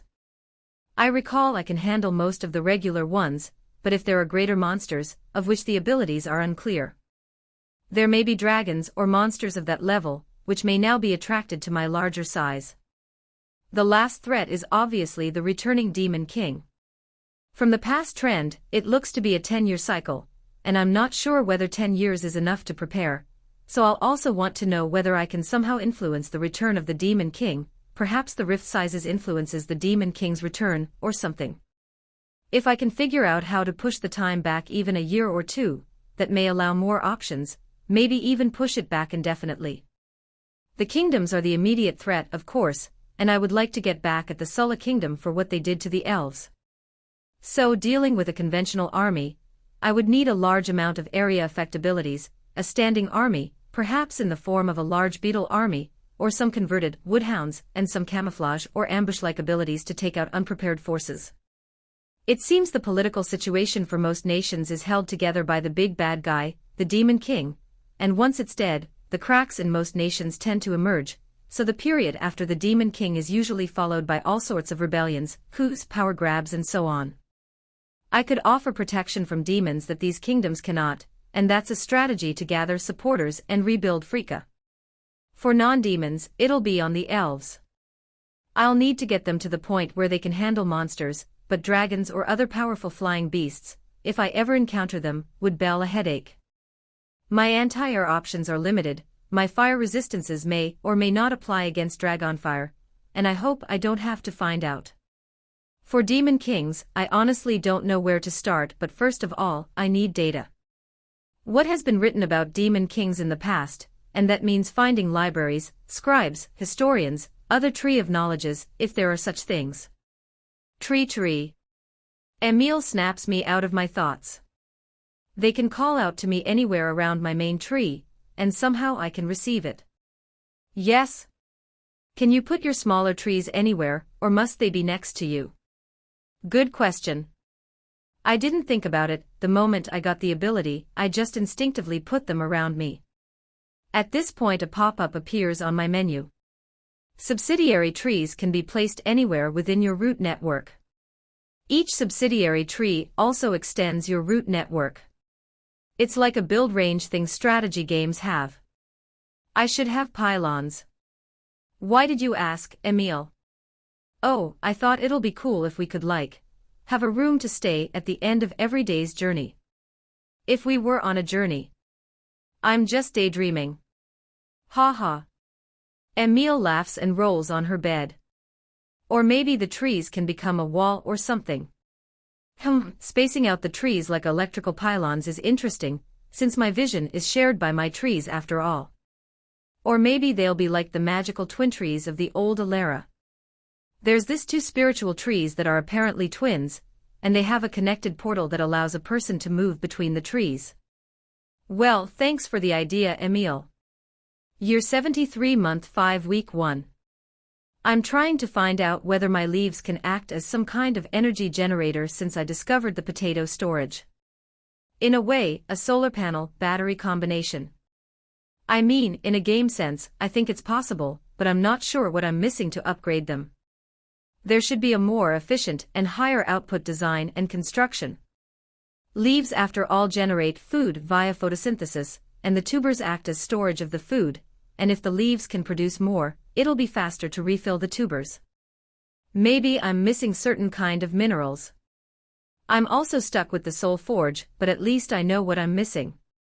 To fire it up for the first time, 1000 potato units PU. Subsequent use depends on the type of forging or change you are making. The wisp floats. I like that he uses my terminology.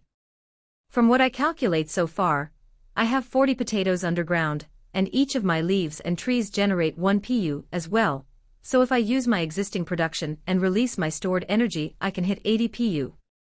920 pu to go. I need to figure out how to close that gap.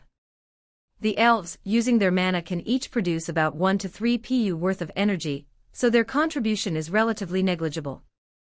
And now that I have the potatoes, I'd like to compare against the storage capacity of this demolite that everyone's looking to get. There's a fair bit of souls coming. The wisp bobs and floats. My soul realm lately looks like a firefly park. I wonder whether there's a capacity. No. There's no limit. If I kill someone, do I get their soul? If they are strong and hold strong emotions against you, no. Otherwise, there's a chance you will. Most souls lose their worldly bindings and don't really care which spirit tree or spirit being captures them. Why don't all the souls float back for my familiars? I wonder whether he knows, but I suspect it's a chance thing. Like Semira. There's quite a bit of randomness involved. Proximity, luck, the manner of death, whether there are other soul trees nearby, a lot of things influences it. The ideal situation to absorb a soul is to repeat Jua, i.e., for them to die right next to you, on their own, next to you. Killing them, or a painful death, reduces that odds. In their case, their actual soul still needs to go on to their next life, but that waiting time is spent with you. So will Mila move on to the next life too? She should, as it is the way of the world, but otherworlders are special.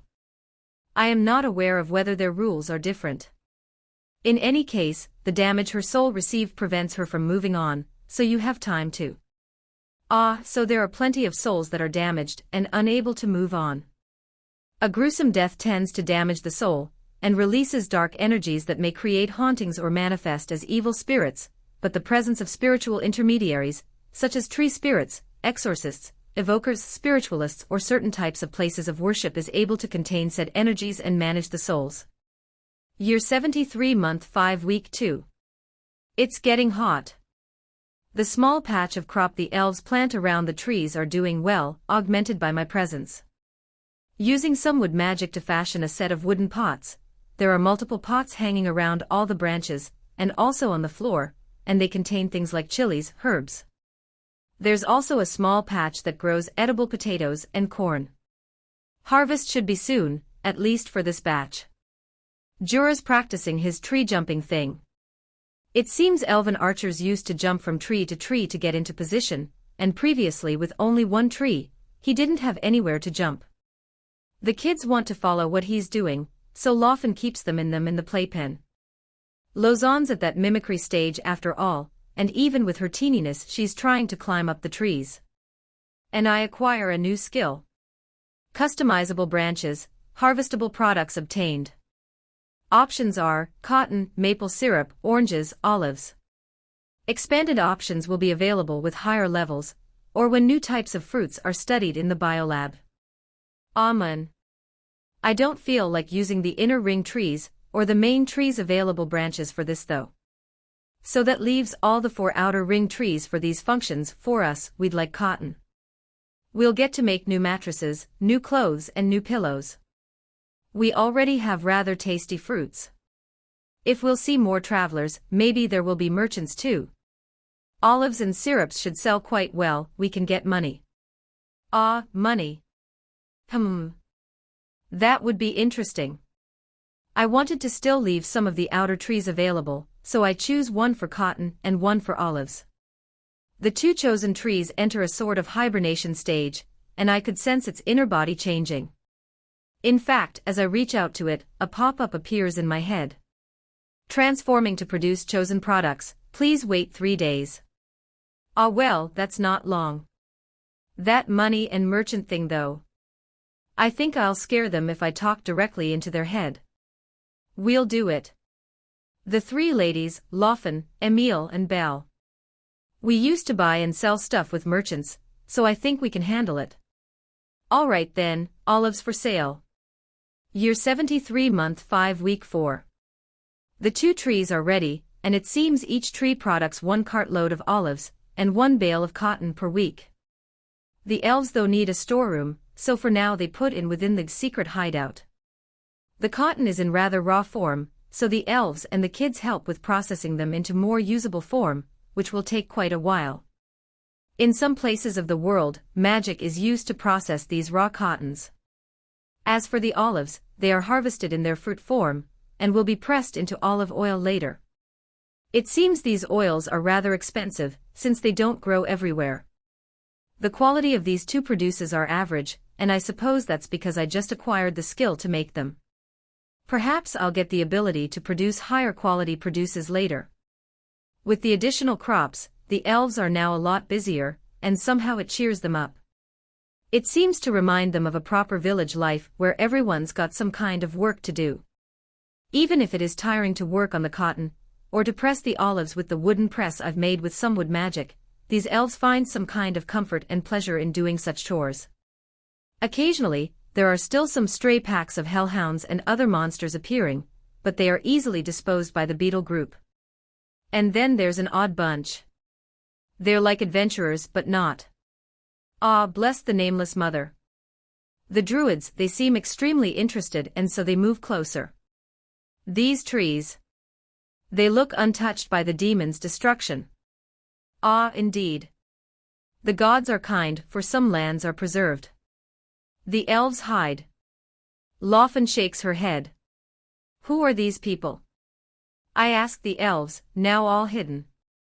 It looks like there are people living here. One of them mutter as the rest catch up.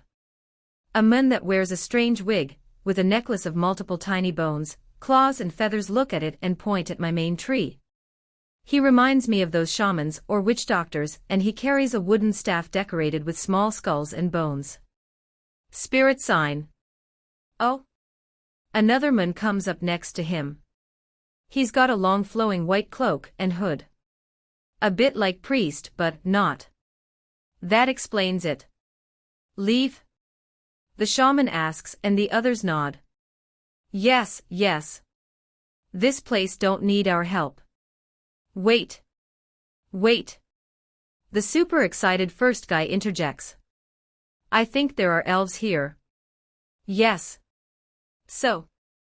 Isn't there a bounty on elves? No, the shaman shakes his head. No elf hunting. Don't let the king hear that. Another of his companions chime in, and rides up next to him. He no king. Okay, okay. We're not having this conversation. Let's go, let's go. One of them gets in between the shaman and the other overenthusiastic guy, and tries to break up their conversation. We've got plenty more to do. The shaman guy nods and they move on. Year 73 month 6 week 2. Shrubs and small trees grow around my circle of trees now. They've been growing since spring began, and now they form a layer outside. Throughout the valley, weeds and small shrubs pop up, and so it is now a layer of green. My presence contributes to this burst of nature and vegetation, of course. And roads. Yes, actual roads are being built.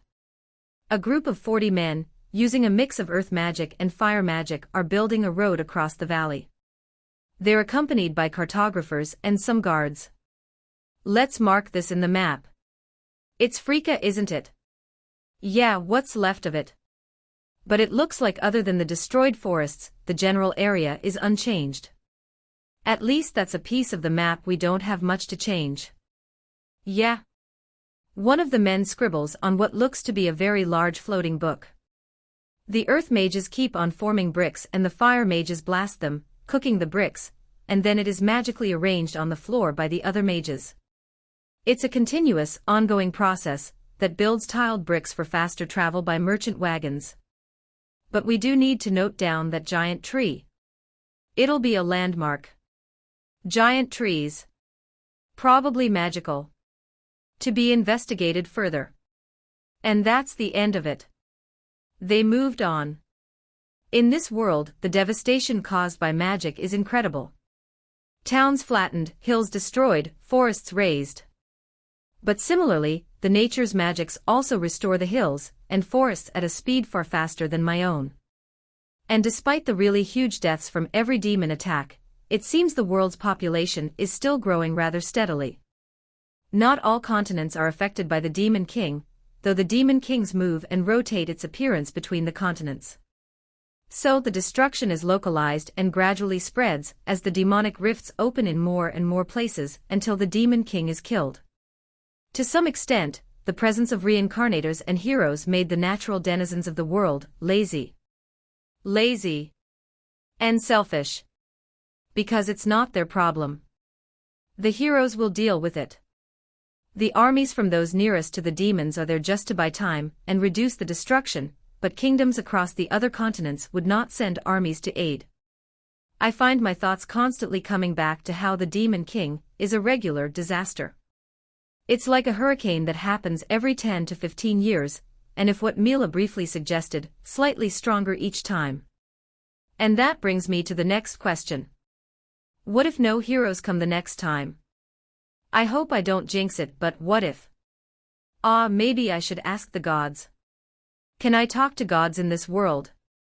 Maybe I should not think so much. I am a tree, right?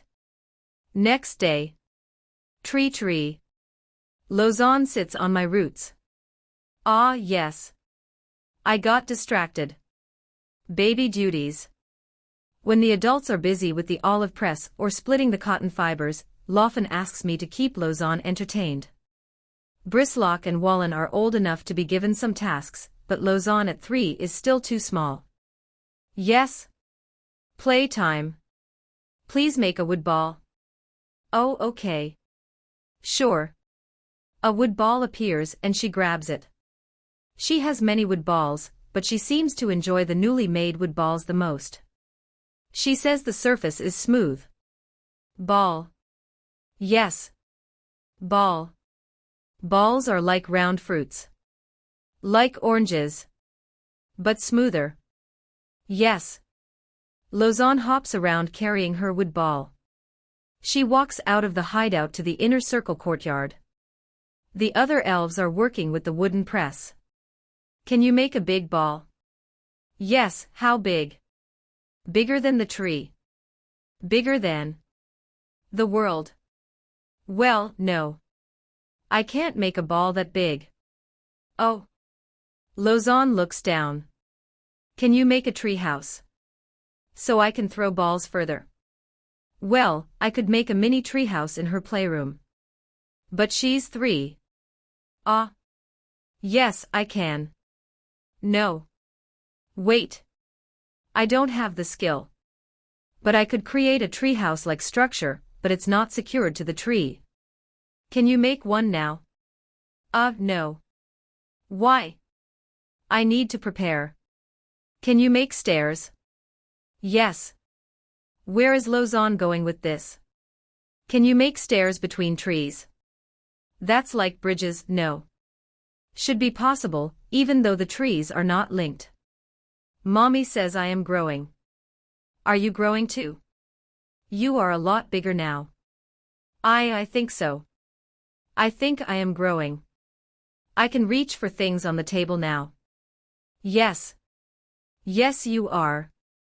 How much taller and stronger can I grow? Will I be a hero someday? Lausanne kicks the wooden ball. It's hollow and smooth, so it doesn't hurt so bad. The ball rolls onto another bunch of roots. Maybe like your mommy.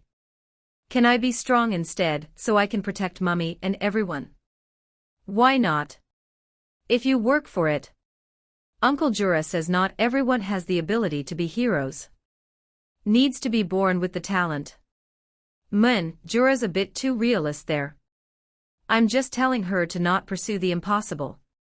People are born with a ceiling to their ability. Everyone gets there and they plateau off. Really? Maybe his understanding is incorrect. But then again, I'm not sure either. Is this world so fatalistic that everyone settles at a certain level? Do the mechanism of levels actually form a cap? I can, right? Lausanne looks at me, hopeful. She wants to be a hero, and I think she can. Yes. Of course. She smiles, pick up one of the small sticks and start swinging it around like she's fighting. She's a bit too young for that, honestly. Laufen shakes her head, but doesn't stop her daughter. She then goes back to work, sorting through the cotton threads. They have some kind of basic loom invented, but needs quite a bit of manual assistance to make basic cotton cloth. Year 73, month 6, week 3. A large caravan passes by. They go along the road made by the earlier bunch. I hope they are sure. No one's sure, but if we manage to get there we will be one of the first groups to reopen the old trade routes. And that will make us rich. The price differentials is huge. There's easily 200 men in this group, with about 100 horses carrying goods. Wonder why they did not just send airships. You know how expensive the power crystals are. And they take so long to charge. At about this time, their conversation is interrupted. Hello merchants. Would you like to buy some oils and cloth? They turn and see two female elves. Laufen and Belle with two baskets next to them, one containing olive oils stored in small wooden bottles, and the other containing the processed cotton cloth they worked on for the past few weeks. Of course, hidden a distance away is the armored beetles. Thanks to the tall natural weeds, they can easily hide. And they both picked a location well within my route strike, such that I can quickly intervene if anything happens. Elf? Kill them. We'll get bounty. One merchant says. Laufen and Belle's face turn pale. Shut up.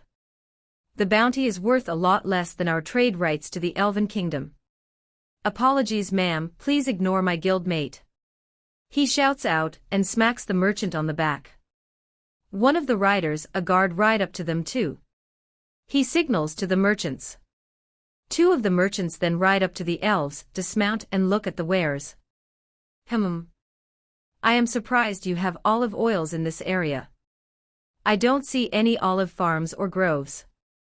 Laufen smiles and did not answer. Condition is average and storing them in wooden bottles is not good. The merchant takes the hint and focuses on the goods. Yes, we would like to also buy some glass bottles, if you have them. Belle adds. Olive oils are usually stored in vases, away from sunlight and kept sealed. Another of the merchants ride up to the two. Oils? Your field of expertise. The merchants glance at each other, and it seems this one is one that trades in all kinds of oils. The merchant takes out a small glass bottle. May I? If you buy them. The merchant laughs. Fine. I have 6 large amphoras empty. I'll pay for that much. He takes out some coin and passes them to Laufen. Laufen carefully inspects the coin she receives. Would you sell us a few of your large amphoras? The merchant shakes his head. I have no extra today. But I will arrange for one of my men to ship some. You can pay my men then. How many do you want to buy? Laufen looks at her coins again. I think this can afford me 10. The merchant laughs. Yes. 10 is about right, once you include the cost of transport. I will get my men to deliver 10 then. To this location. He looks around and jots some notes onto a book. It's probably his order or transaction book. The amphoras pottery used to ship goods, usually liquids between large distances. There's also wooden barrels or metal containers, but these amphoras made of clay are cheap and quite durable, so are popularly used. Laufen nods. The merchant pours the olive oil from the wooden bottle into his glass one. He inspects the color, smell, and stirs it a little. It's average but still rather fresh. I can sell them. The merchants make some kind of signal. Some of the men, the merchant's assistants, come and assist to pour the olive oil from the wooden bottles into the large empty amphoras that hang by the side of the horses. How often do you make olive oils? Laufen pause. Maybe once every 3 months. Except winter. Ah. You will have available supply in 3 months. I know some nobles will prefer fresher olive oils, rather than those imported from further out. Loffen and Belle huddle and discuss a bit, and then she nods. Yes. I think we can have 2 or 3 amphoras by that time. Great. The cloth, however, had no buyers. Superior quality cloth is available around the area, so the one they made won't sell for much. So it's not worth the effort of buying and them attempting to resell these average quality cloth. But strangely enough, one of them asked about the wooden bottles themselves. These wooden bottles are beautiful. The surface is really smooth. Do you have a master woodsmith with you? Well, they are made with my wood-forming magic and not carved. That's a secret. Belle smiles. All right, we should get going. One more, do you have any vinegar stock for sale? Ah, yes. 1 small bottle. And that is the last of it. The merchants continue on their journey, and the elves have some coin and a small bottle of vinegar stock. It seems that Loffen and the girls are planning to make fruit vinegar with the extra healing fruits I make. Ah. Next time I want to ask for flour. Belle sighs. Too bad we had to buy the amphoras first. Bread? Yeah. I want bread. Jura laughs and eats some potato chips. The inner courtyard is full of potatoes. It's the elven staple apparently, since they don't the vast farmlands the humans maintain. I'm fine with potatoes. They taste pretty good when fried with olive oil. Jura shrugs. Bread. Belle rolls on her bed. Emile laughs.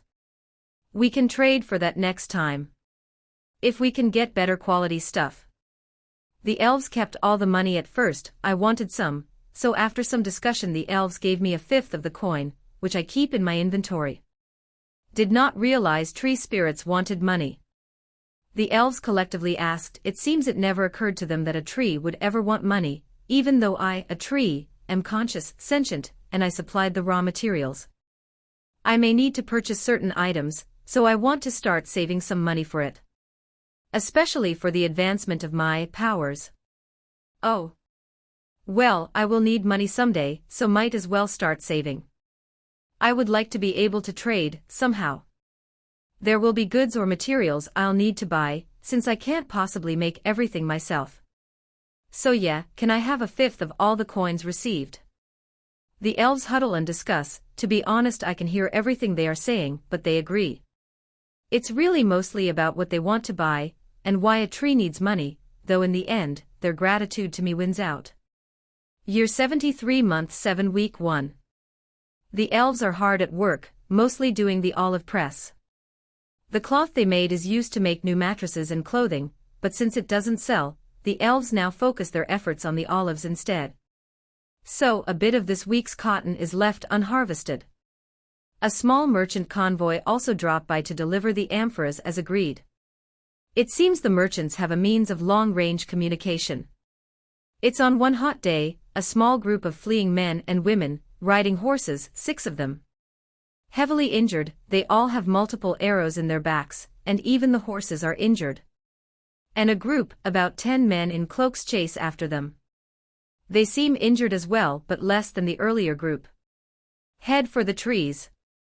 The group of 6 gallop with all their remaining might.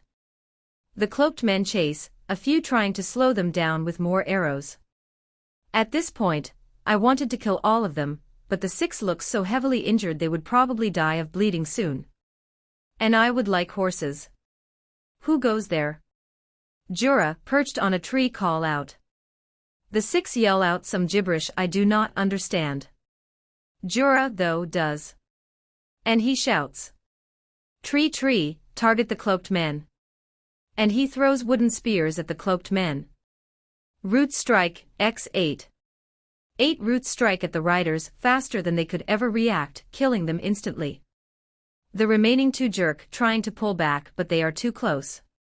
Constrictor roots pop out and tangle the remaining 2, and deliver a strong dose of sleeping poison. The 6 riders earlier did not look back, and they ride next to the outer ring. The heavily injured 6 walk in, and it seems they all suffer heavy wounds. It is then, one of them reveals a young baby. Jura pauses. Ha! Hold him. Please. His blood soaks the cloth wrapping the baby, and Jura reluctantly holds the baby. The 6 wounded men and women dismount. Is this Frika? Jura pauses. I suppose. Ha.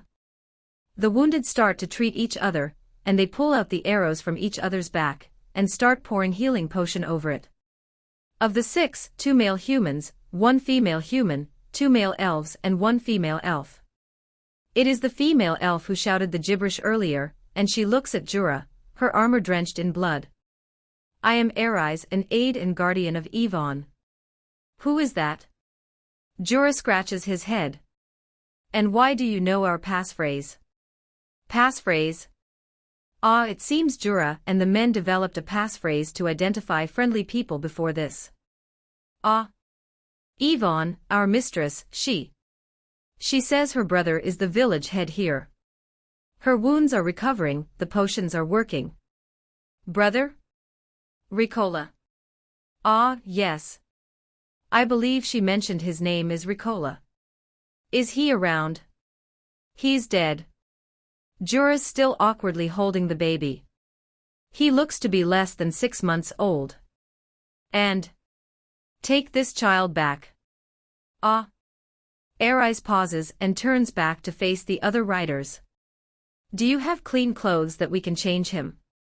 All of ours is bloody.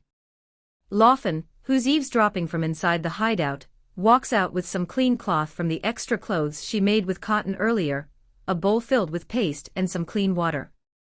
She takes the baby from Jura and starts to clean the blood-covered baby up. He's alive but weak and exhausted. Does Ricola have a sister? Yes. I met her when we were wedded, but have not seen her since. Lofen nods, her hands cleaning the weak baby. Is she well in the human kingdoms? Aeons smiles. The mistress is alive. But it is a challenging period now, with the king suspecting the elves for treason. And the other princes finding every chance to remove us. Who is this child? It is the mistress's baby.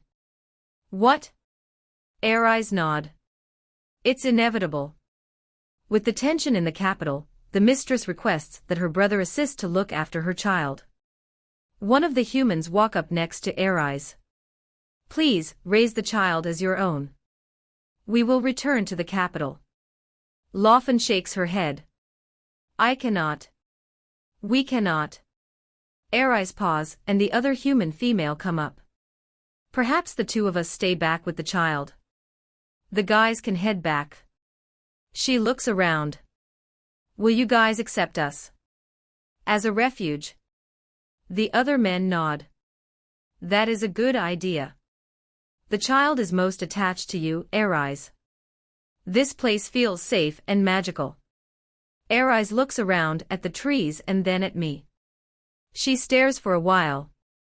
The mistress has many good people around her. She would want some of them to ensure her child's safety. One of the men say, I will stay too if you want. Can we stay with the baby? Lofen pauses and they both go back into the hideout to discuss with the rest. They agreed, eventually. Lofen felt particularly conflicted, because if this baby is indeed her nephew, then she felt bad to turn him away. Yes. Aeons, the human woman, Saffron, and a human man, Pak, stay back. As for the 2 unconscious human attackers, they are kept in the jail, where the adventurers once were. Level up. Level 115. Skill upgraded, subsidiary tree amount increased to 40. Skill upgraded, secret hideout has unlocked treeossery. Treasury. And more trees. So convenient, this leveling system. Year 73 month 7 week 2. The 2 humans, under the influence of strong hallucinogens, quickly reveal that they serve one of the prince of the Sulla kingdom, Prince Wargo, the first prince, and the king is aging, dying. So all the princes are positioning themselves to seize the throne. Aeons and the mistress Aeons serve another prince, Prince Galen, the third prince. It seems Prince Wargo is a humanist, meaning he is against non-human citizens of the kingdom, and he is recently a target of a botched assassination attempt by elves. Prince Galen, who is surrounded by elvish and other non-human minders, are under tremendous scrutiny from the rest of the prince, eager to eliminate the competition. Yvonne is apparently a highly skilled administrator in the inner circle of Prince Galen, and so having a baby is huge vulnerability. The men wanted to capture the baby and force Yvonne to defect to Prince Wargo's side. There's also suspicions whether the baby is one of Prince Galen's many illegitimate children. And after extracting everything from the two men, I use absorption on them and drain their life away. It's a slow, painless death with the effect of strong sedatives. And one which leaves no remains as their body turns into nutrients. The elves are not comfortable letting the new people so near, so for the first day, the humans lived in tents, while Roma and Aeons stay with Emil and Belle. The next day, I decide to spawn 2 of my new trees outside the second circle, and so there is 2 new rooms for the new people. This surprised the new people greatly, especially Aeons. But the distance is necessary because the elves are not comfortable with new people yet. This? A spirit tree? Yes. Jura nods. They also react strongly to the beetles. All of them jump and almost wet their pants when a group of beetles crawl down some of the trees while they are walking. The beetles have been busy. Non-demon monsters multiplied, and so I frequently send a group of them to kill these monsters. Year 73, month 8, week 1. The newbies are here for a month, and out of boredom, they are now helping with the olive press. The merchants are supposed to be here the next month, so the olives are now stored in the amphoras. The beetles have been very busy too. Every day some monster would appear, and they would be sent on missions to kill them, and bring back their bodies. So many monsters that my beetle skill upgraded. Still, the beetles are equivalent to about 6 or 7 hellhounds at their upgraded strength. Armored beetles upgraded to war beetles. Anyway, the elves are right to suspect these new people. Aeons has been communicating with somebody magically, and perhaps she forgot that tree spirits have vision of everything in the trees. Perhaps her mistress, but otherwise it's coded and in an unknown language. As for the remaining 8 subsidiary trees, I place them like pylons in a circular fashion. Each of them as far away as possible, in one of the either directions. With this I can extend my vision to cover the entire valley. And strangely, this led to another upgrade. Subsidiary tree upgraded. You can place a total of 60 trees. The increase in a subsidiary tree means an equivalent increase in a tuberous storage amount, so at 60 trees, plus 10 with my main tree, I have a total of 140 pu. Still very far away from that 1000 pu. There must be a way to do this. Year 73, month 8, week 3. No good. We must go back. We must help. Aeons shouts, startling everyone. What happened? The king and the prince, they start ordering mass execution of the non-humans. What? Saffron and Pock both seem surprised. How do you know? Jura asks, his hand on a knife. Aeons pauses. She rubs her head and then sighs. I have been magically communicating with Mistress Yvonne. And now that the news is out, there is a massive uprising in the kingdom by the non-humans. Pock shakes his head. The king is mad. Prince Galen and Mistress Yvonne has not seen the king for weeks. Aeons shakes her head. It may be the prince using his name. What is the mistress planning? Escape. The army is too strong and organized, and fighting back is meaningless. She had been making arrangements for the rest of the civilian non-humans to flee to the sympathizing cities, or to the other kingdoms, but it seems the other kingdoms have closed their borders. Saffron nods. We can go and help with the refugee traffic. Aeons, Saffron and Pock turn to face Laufen. Please take care of Roma. For us. We must go. We will return. No. One of you stay. Laufen insists, Roma still asleep on the bed. People are getting slaughtered. They need help. And a baby child needs her guardian. Saffron and Pock nod. She has a point, and both of us will be able to disappear easier as humans. Arise, please stay. We will come back. Arise sighs. Very well. And a few skills of mine upgraded after using it all this while. Secret hideout, biolab upgraded. Pods increased to 5. Essence collection upgraded. Extraction rate and speed improved. Mineral extraction upgraded. Mineral augmentation obtained. You may use the metals obtained to strengthen your subsidiary trees and insect warriors. I do have a large stockpile of essences and irons from the automated harvesting. Year 73 month 9 week 1. Arise has been updating everyone what's happening, almost daily. She just could not keep her anxiety to herself. I kinda stopped following after a week. I mean, it's just people fighting and dying far away. And running, of course. It's kinda like me switching on my television and watching world news about some bombing or fighting in some distant land. It gets tiring, and shit like this happens all the time in this world. I suppose I should feel somehow for them, since they are elves, but I personally feel obligated to the 7 elves under my care, and that's it I suppose. Wisp. Any idea how do I speed up this powering the soul forge? Isn't 1000 PUs too much? I thought it's quite little. A small forest would have more than 1000 trees, easy. But that implies I have all the trees as a subsidiary tree. Do you have to? What? I said too much. The wisp floats. I cannot give you that answer. Oh come on.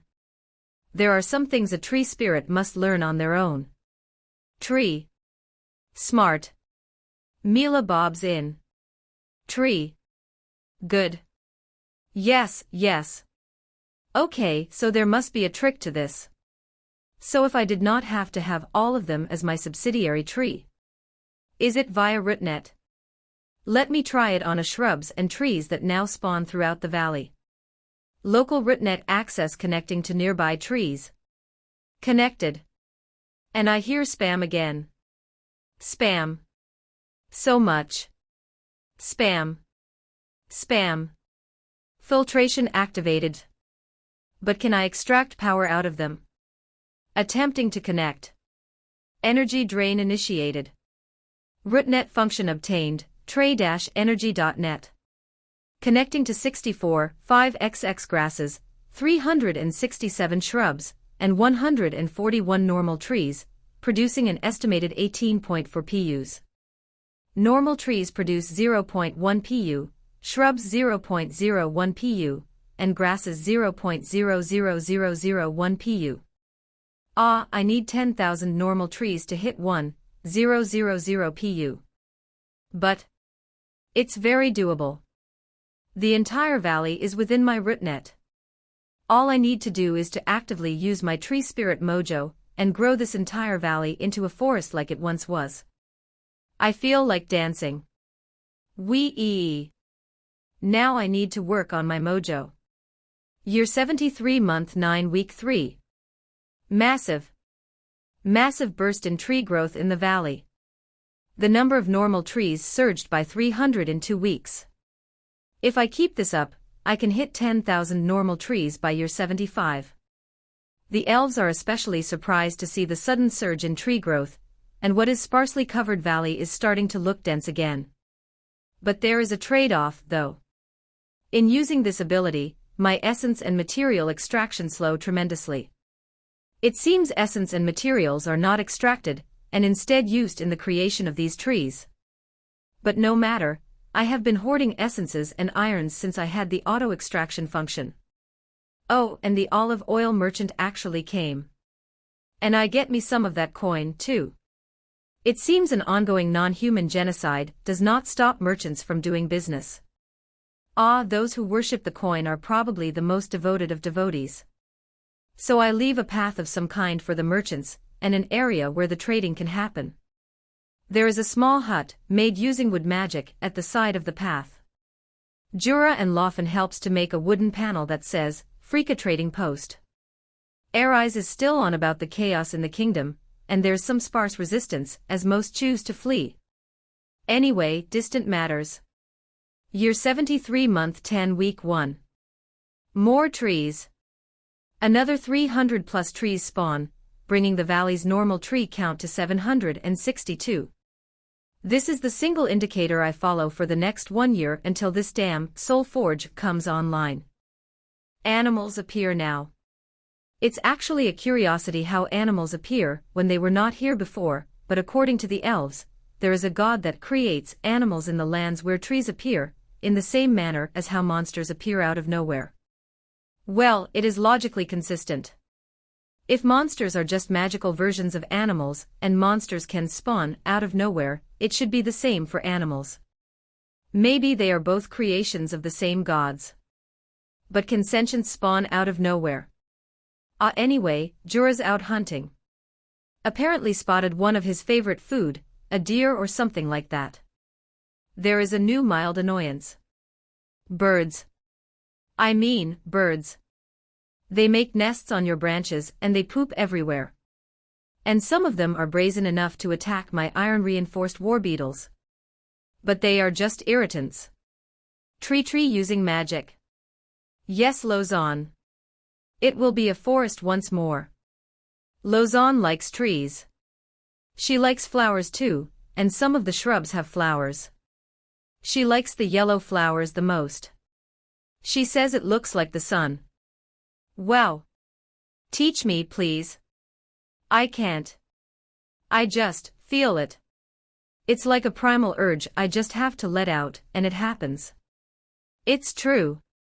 That spawning trees, this is kinda like something I do naturally, and it's only suppressed by the materials and essence extraction.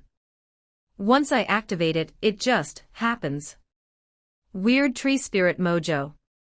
Lozon shakes her tiny toddler head. No. Do you know druid magic? No, I do not. But best druids learn from tree spirits. I can't. Maybe someday. Did I say she's too young? She's too young. I don't think she should be learning magic at 3 to 4 years old. But I frankly do not know how to teach my kind of magic. Ironic, considering I have a learning aura and a dream tutor. This valley regrowth boom led to my subsidiary tree leveling up. I think the subsidiary tree ability is just linked to me doing tree-like things. Subsidiary tree leveled up. Limit increased to 90 trees. Some of your stored iron materials and essence of nature has been consumed. 6 inner circle subsidiary trees upgraded. They are now able to support 3 external rooms each. Progress. The elves gained some skills in olive oil making. Lofin apparently already has a trading and coin management from her past experience, so she's the elves' primary treasurer at this point, assisted by Belle. Progress for the elves. Sadly, bad news from Aeons.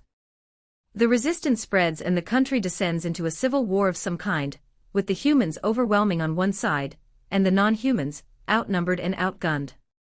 Prince Galen, their benefactor, is killed in an assassination, which is quickly framed on their mistress. So, the non-humans are fleeing in large numbers. Year 73 month 10 week 3. Rootnet is now connected to 1,000 normal trees. Local rootnet access upgraded, range extended. The valley now looks like a forest, and I am no longer easily visible from afar. On hindsight, I should have done this a long time ago. The tree cover this forest of normal trees help hide my presence. With the increased subsidiary tree amount, I scatter about 20 of them across this new forest, and have them as home for my insect warriors. This brings up my total war beetle population to 78, so I have a small army of beetles in my hands. I mean, it seems like my abilities are derivatives of what a tree does in my real life, doesn't it? So I wonder whether I can get an air force of some kind, perhaps these birds or some kind of bees. The beetles occasionally get attacked by the animals, but they are tough enough to shrug it off. Anyway, Air Force. How do I lure new creatures? Why can't they just give it to me like the beetles? Year 73 month 10 week 4. Elves, dwarves, halflings, treefolk, gnolls, minotaurs, centaurs, lizardmen. A lot. Maybe 2,000. How long do we have to keep moving? As long as we need to. The armies are still after us. The only thing uniting this ragtag bunch of non-humans is the humans. Once things settle down, they will all split up. After this is the old Demon King territories. Safer than being hunted by an army. Lesser demons remain now, so it should be safe. One discussion came up with the elves recently. About accepting these refugees, if it ever comes to it. The view amongst the 7 elves is that they are not comfortable with them being too near, and that is defined as the 2 rings of subsidiary trees.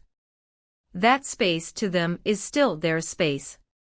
But they understand the need of these people, so they are open and willing to share the valley with them. Perhaps these refugees could base themselves at another part of this large valley. After all, with trees now popping out everywhere, it won't be a problem in terms of cover or protection. There's a path. We should take it. Yes. No. In the end, some take the path, some decide to wade through the forest. It took them a few days, but eventually, of the 2,000, about 300 or so elves, treefolk and centaurs decide to stay in the forest. Being different races, they split up and start to make some housing in their own part of the valley. For the others, a forest is not their ideal place, and so they decide to move even further. Perhaps the army is still a bit too close for comfort. Thanks to the cover of the forest, they don't know about me or the elves' presence yet. And that's fine. Some of them saw the Freaka trading post sign, though, and probably wonder whether it's still used. After all, the merchants only come by quarterly, and it's going to be winter. To some, it is better to gather food and shelter before winter. Oh. There are treefolk, elves and centaurs in the valley. Yup. The treefolk is near the small pond, the centaur near the valley's slopes, and the elves at the far end. Whoa. Treefolks. They are part tree, part humans, part insect, apparently a creation of the nameless mother to give trees some variety. Looking at them using my vision of the valley, they resemble insects that disguise themselves as tree branches and leaves. And for them, when they sleep, their legs must touch the floor, so they often sleep upright, or slightly tilted, leaning against the wall. Living in multiple stories is a strange and uncomfortable concept for them.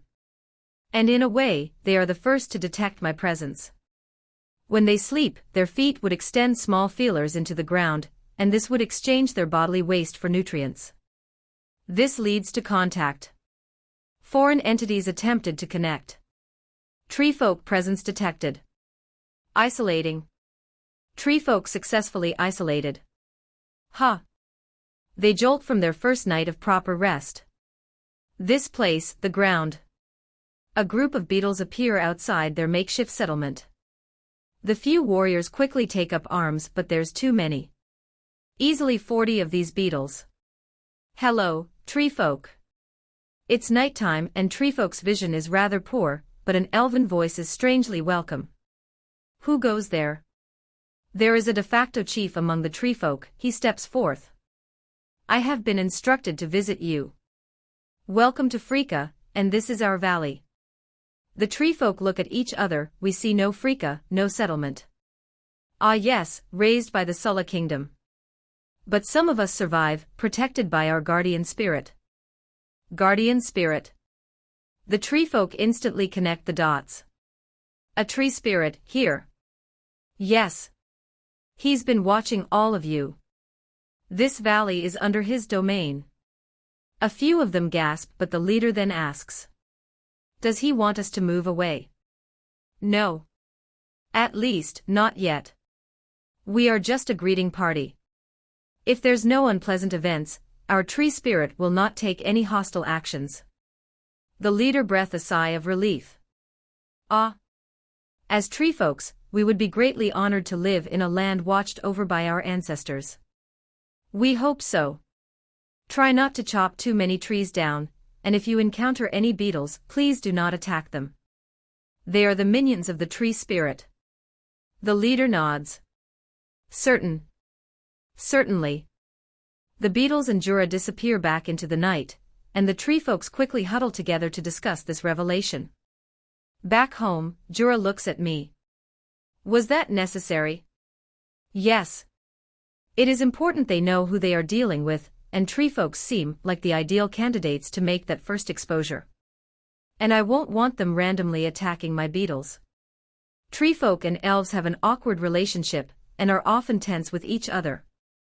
This is because though they share the forests, they have different ideas of what an ideal settlement is like. Elves, especially the high and sun elf variants, prefer to build tall structures, carved from the trees, whereas the tree folk prefer to have vast sprawling settlements that allow contact to the earth at all times.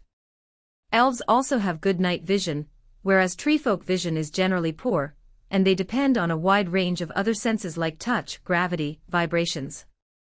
The elven group are quick to start working, tying their cloth, and whatever vines they find to form a kind of makeshift shelter, while a few of them use some kind of magic to bend and shape the normal trees into a house.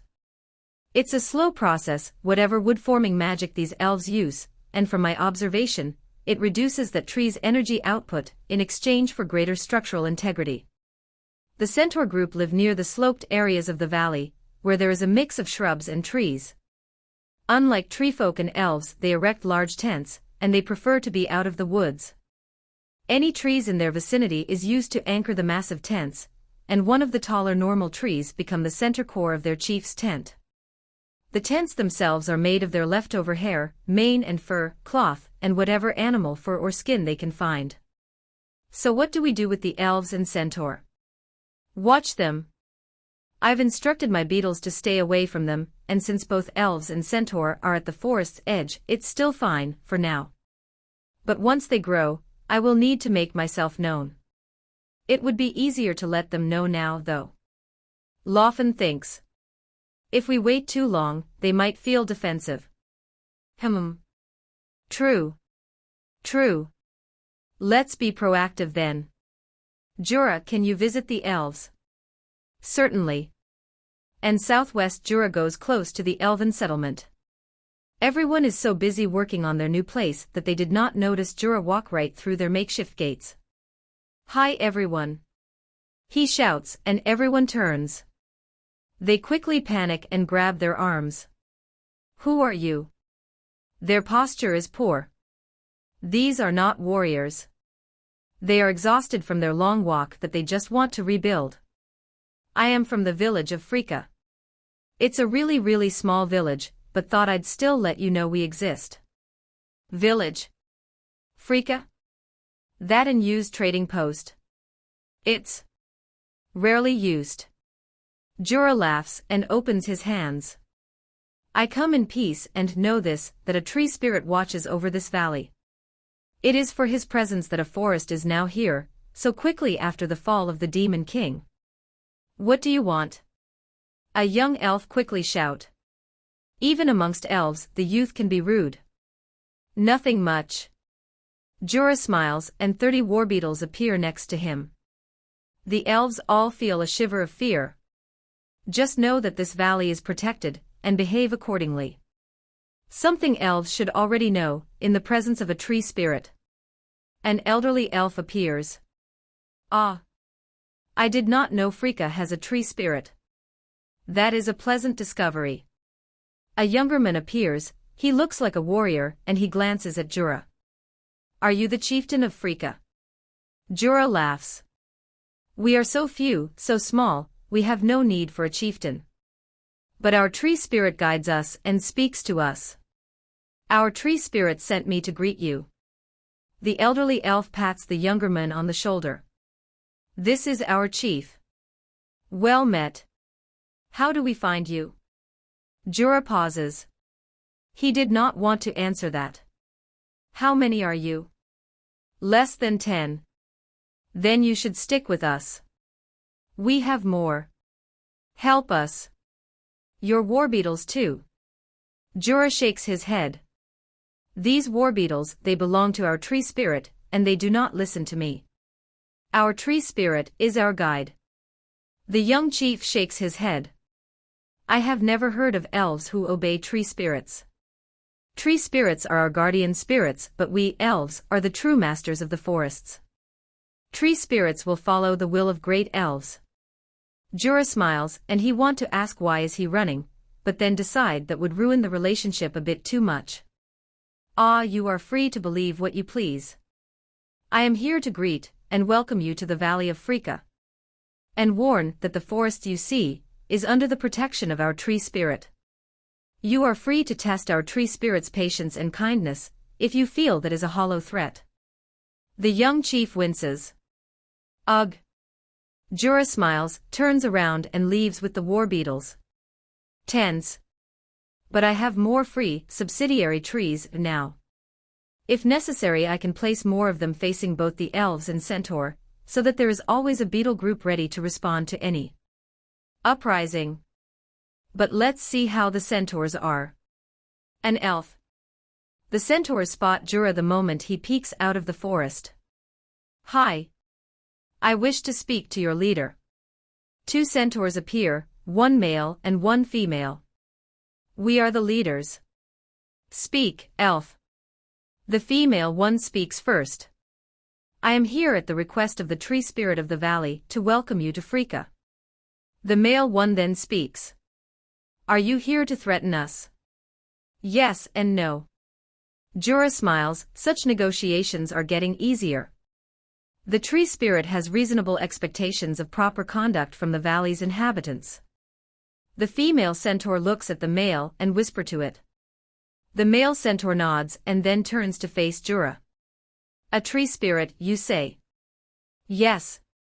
The male centaur nods. May we meet the tree spirit? Yes. We will arrange a day for the chiefs to meet. Chiefs. Both centaur ask simultaneously. Chief of the elves and treefolk too. Ah. So there are other refugees that seek to make this valley their home. Greenery in what we thought is demon-wrecked lands is a pleasant development. The male centaur turns to look at the female. If we meet the tree spirit, we will decide whether to comply. Jura nods. Aeons, during this time, is still on about the fighting happening in the kingdom.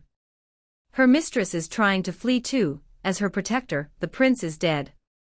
But it is difficult to flee when she is the main suspect, and the target of widespread human propaganda. Anyway, I'm more focused on the new valley mates, and also wonder how to best use my additional, subsidiary tree slots.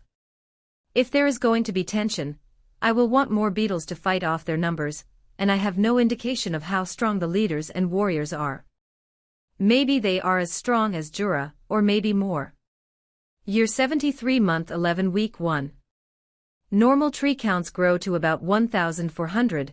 The elves and centaur did eventually cut a few trees to build their homes and other structures, but otherwise the growth rate is stable. The new trees mainly grow nearer to me, increasing the density in the middle of the valley, and I didn't want to take away the kind of sloped spaces that the centaur enjoy. Aeons is upset. She's been crying for days. Her mistress stopped communicating with her magically, and she fears for the worst. Lawfen, on the other hand, feels sorry for Roma, the baby who's away from his mother. And his body is rather weak, probably lacking nutrients as he is apart from the mother, so Lawfen brings him into the biolab, into the pod, where I can nourish his body and channel nutrients in via the vines and feelers in the pod. Roma's small baby body is frail, and needs to be constantly comforted by one of the ladies, and Aeons is too attached to the conflict back home to properly care for him. Can you do something, tree spirit? I'll try.